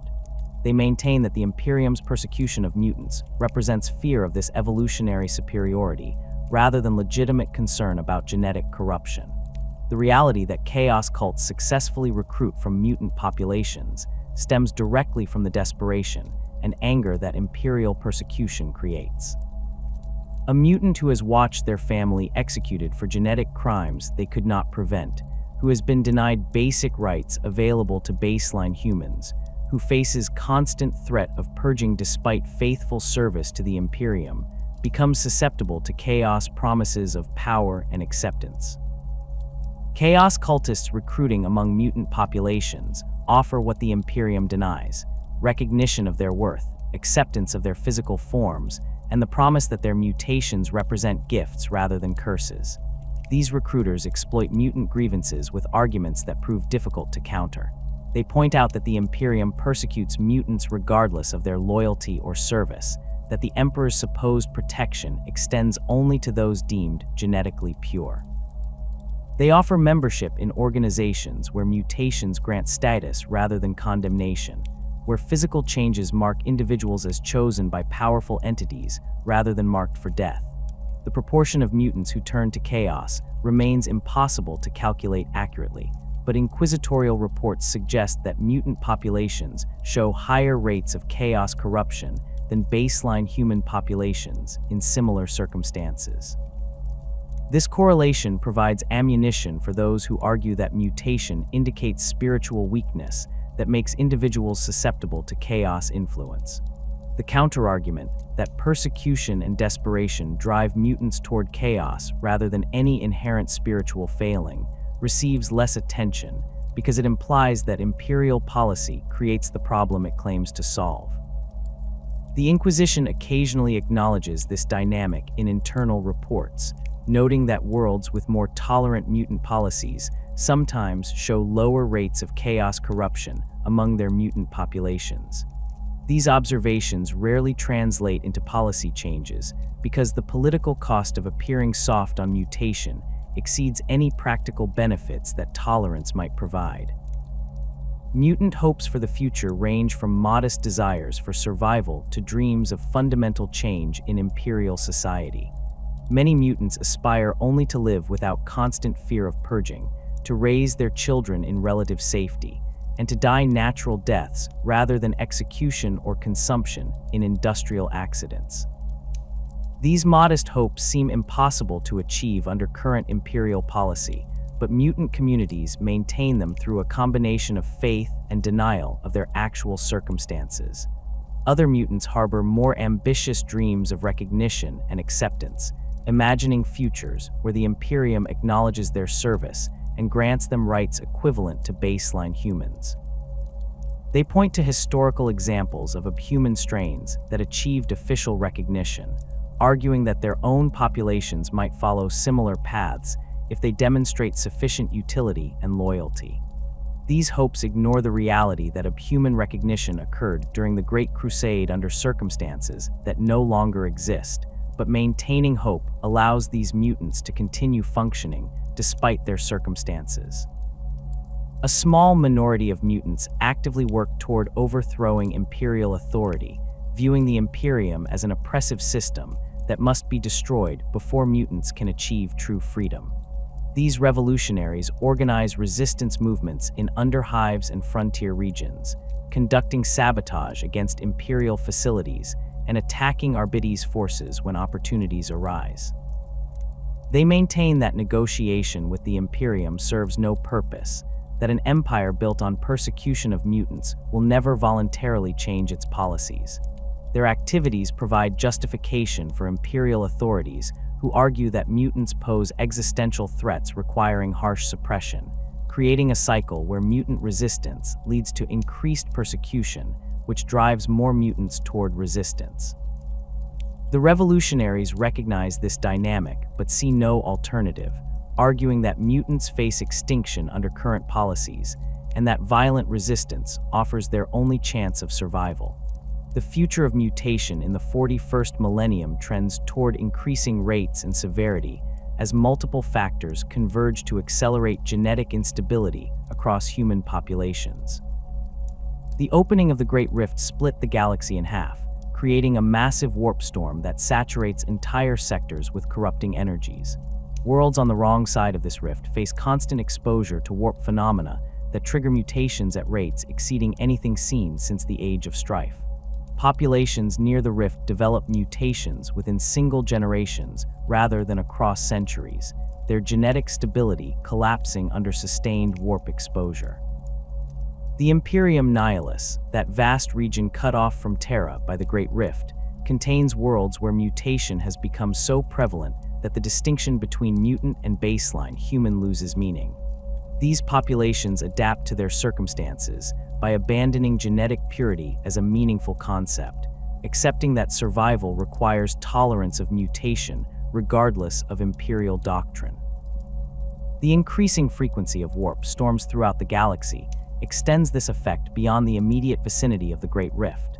Navigation through the warp becomes more dangerous as storms appear in regions that previously allowed reliable travel, isolating worlds and exposing populations to extended periods of warp exposure when storms trap ships in transit. These incidents create new mutant populations as survivors of failed warp journeys return to real space changed by their experiences. The children of these survivors inherit genetic damage that manifests in unpredictable ways, creating new mutant strains that the Imperium's classification systems struggle to categorize. Some of these new mutations prove beneficial in ways that challenge Imperial doctrine about genetic corruption, populations developing resistances to chaos influence or abilities that help them survive in environments saturated with warp energy. Industrial contamination continues accelerating as the Imperium's desperate military situation forces increased production at the cost of environmental safety. Forge worlds push their facilities beyond designed capacities, accepting higher rates of toxic release as necessary to meet ammunition and equipment demands. Hive worlds sacrifice environmental controls to maximize output from manufactorums, their populations breathing air thick with mutagenic compounds and drinking water contaminated with industrial waste. The Administratum acknowledges these problems in internal reports, but takes no action to address them because reducing production would weaken the Imperium's military capabilities. The result is steadily increasing mutation rates among industrial populations, creating a situation where the Imperium depends increasingly on mutant labor to maintain the industrial base that allows it to continue fighting. The Tyrannid threat introduces another vector for mutation as genestealer cults spread throughout the Imperium, their hybrid populations growing in numbers and sophistication. The cult infection process creates mutants who serve Xeno's masters rather than chaos gods, their genetic corruption following different patterns than warp-based mutation, but equally threatening to human genetic integrity. The Imperium's responses to discovered genestealer cults often prove too late to prevent significant genetic contamination, entire planetary populations showing signs of hybrid ancestry by the time inquisitorial forces arrive to conduct purges. Some geneticists within the Adeptus Biologies privately express concern that genestealer genetic material might persist in human populations even after cult purges, creating long-term contamination that could affect future generations. The theological implications of increasing mutation rates create crisis within the Ecclesiarchy, as traditional doctrines prove inadequate for addressing the scale of genetic deviation now present in Imperial populations. Some cardinals argue for stricter enforcement of genetic purity standards, calling for expanded purges that would eliminate mutation wherever it appears regardless of the cost in human lives or industrial capacity. Others recognize that such policies would require killing billions of Imperial citizens and crippling the Imperium's ability to defend itself, making extinction through purging more likely than extinction through mutation. These theological debates occur behind closed doors in Ecclesiarchy councils, the Church unwilling to publicly acknowledge the extent to which mutation has spread through Imperial populations, or the impossibility of eliminating it through current methods. The Adeptus Mechanicus observes these trends with clinical interest, their genitor magi documenting mutation rates and patterns across thousands of worlds. Their data suggests that humanity in the 41st millennium exists in a state of genetic flux unprecedented since the Age of Strife, populations changing at rates that would produce new abhuman strains within centuries rather than millennia under normal circumstances. The accelerated mutation occurs too quickly for natural selection to filter out harmful changes, resulting in populations that accumulate genetic damage faster than adaptation can compensate. Some genetors privately project that if current trends continue, baseline humanity as currently defined may cease to exist within several thousand years, replaced by a mosaic of mutant strains adapted to their local environments but increasingly divergent from each other. These projections remain classified at the highest levels because their implications threaten fundamental assumptions about human unity and the Imperium's mission to preserve humanity in its current form. The Inquisition confronts the reality that traditional methods for controlling mutation prove inadequate when mutation rates exceed the capacity of purges to eliminate affected populations. Inquisitors who have spent careers hunting mutants and chaos corruption increasingly report that the scale of the problem exceeds available resources to address it. Some adapt by focusing on identifying and eliminating chaos-tainted mutations, while accepting that mutations arising from environmental factors must be tolerated out of necessity. Others maintain absolute standards regardless of practical considerations, conducting purges that kill millions and accepting the strategic consequences. The Inquisition's internal debates about mutation policy mirror those occurring in the Ecclesiarchy, with different ordos and individual inquisitors reaching contradictory conclusions about how to balance genetic purity against the Imperium's survival. The Space Marines face their own crisis regarding mutation, as the Primaris reinforcements introduced by Robute Guilliman represent deliberate genetic modification of the Astartes template. The creation of Primaris Marines required Belisarius Cawl to modify the Emperor's original Space Marine design, improving it through techniques that blur the line between augmentation and mutation. Traditional Space Marine chapters view these modifications with suspicion, concerned that tampering with the Emperor's work sets dangerous precedents regardless of the improvements achieved. The Primaris Marines themselves exist in an uncomfortable position, their enhanced capabilities undeniable, but their genetic deviation from original Space Marine patterns raising questions about their legitimacy. The integration of Primaris Marines into existing chapters creates tensions that reflect broader Imperial anxieties about genetic modification and the boundaries of acceptable change. The question of whether humanity can survive in its current form or must adapt through mutation to persist in the 41st millennium's hostile environment admits no certain answer. The Imperium's official position maintains that genetic purity must be preserved regardless of cost, that humanity's survival as a distinct species depends on resisting mutation in all its forms. The practical reality demonstrates that the Imperium already depends on mutant populations to function, that industrial output and military capability require exploitation of genetic variants that official doctrine condemns. The increasing mutation rates driven by the Great Rift and expanding warp storms may force resolution of this contradiction through simple necessity, mutation becoming so prevalent that the Imperium must either accept it or collapse attempting to purge it. The mutants' place in the grim darkness of the far future remains one of suffering and exploitation, their existence defined by persecution from the society they serve and desperate hope for acceptance that rarely arrives. They die in the Emperor's wars, labor in his factories, and maintain faith in his protection, despite overwhelming evidence that this protection does not extend to them. They represent both the Imperium's pragmatic flexibility and its fundamental hypocrisy, populations simultaneously condemned as abominations and utilized as necessary tools. Their increasing numbers suggest that the 41st millennium's definition of humanity may be forced to expand, or that the Imperium will consume itself attempting to maintain genetic purity standards that no longer reflect the reality of human existence in a galaxy saturated with mutations causes. In the end, the mutants' fate reflects the Imperium's own trajectory: survival through adaptation that contradicts core principles, existence maintained through compromises that undermine the ideals that supposedly justify that existence, and the constant threat that the contradictions will eventually prove unsustainable.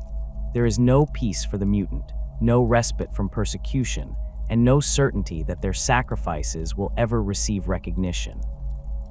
There is only survival measured in days rather than years, faith maintained despite all evidence against it, and the grim knowledge that in the darkness of the far future, even humanity's definition remains subject to forces beyond any individual's control.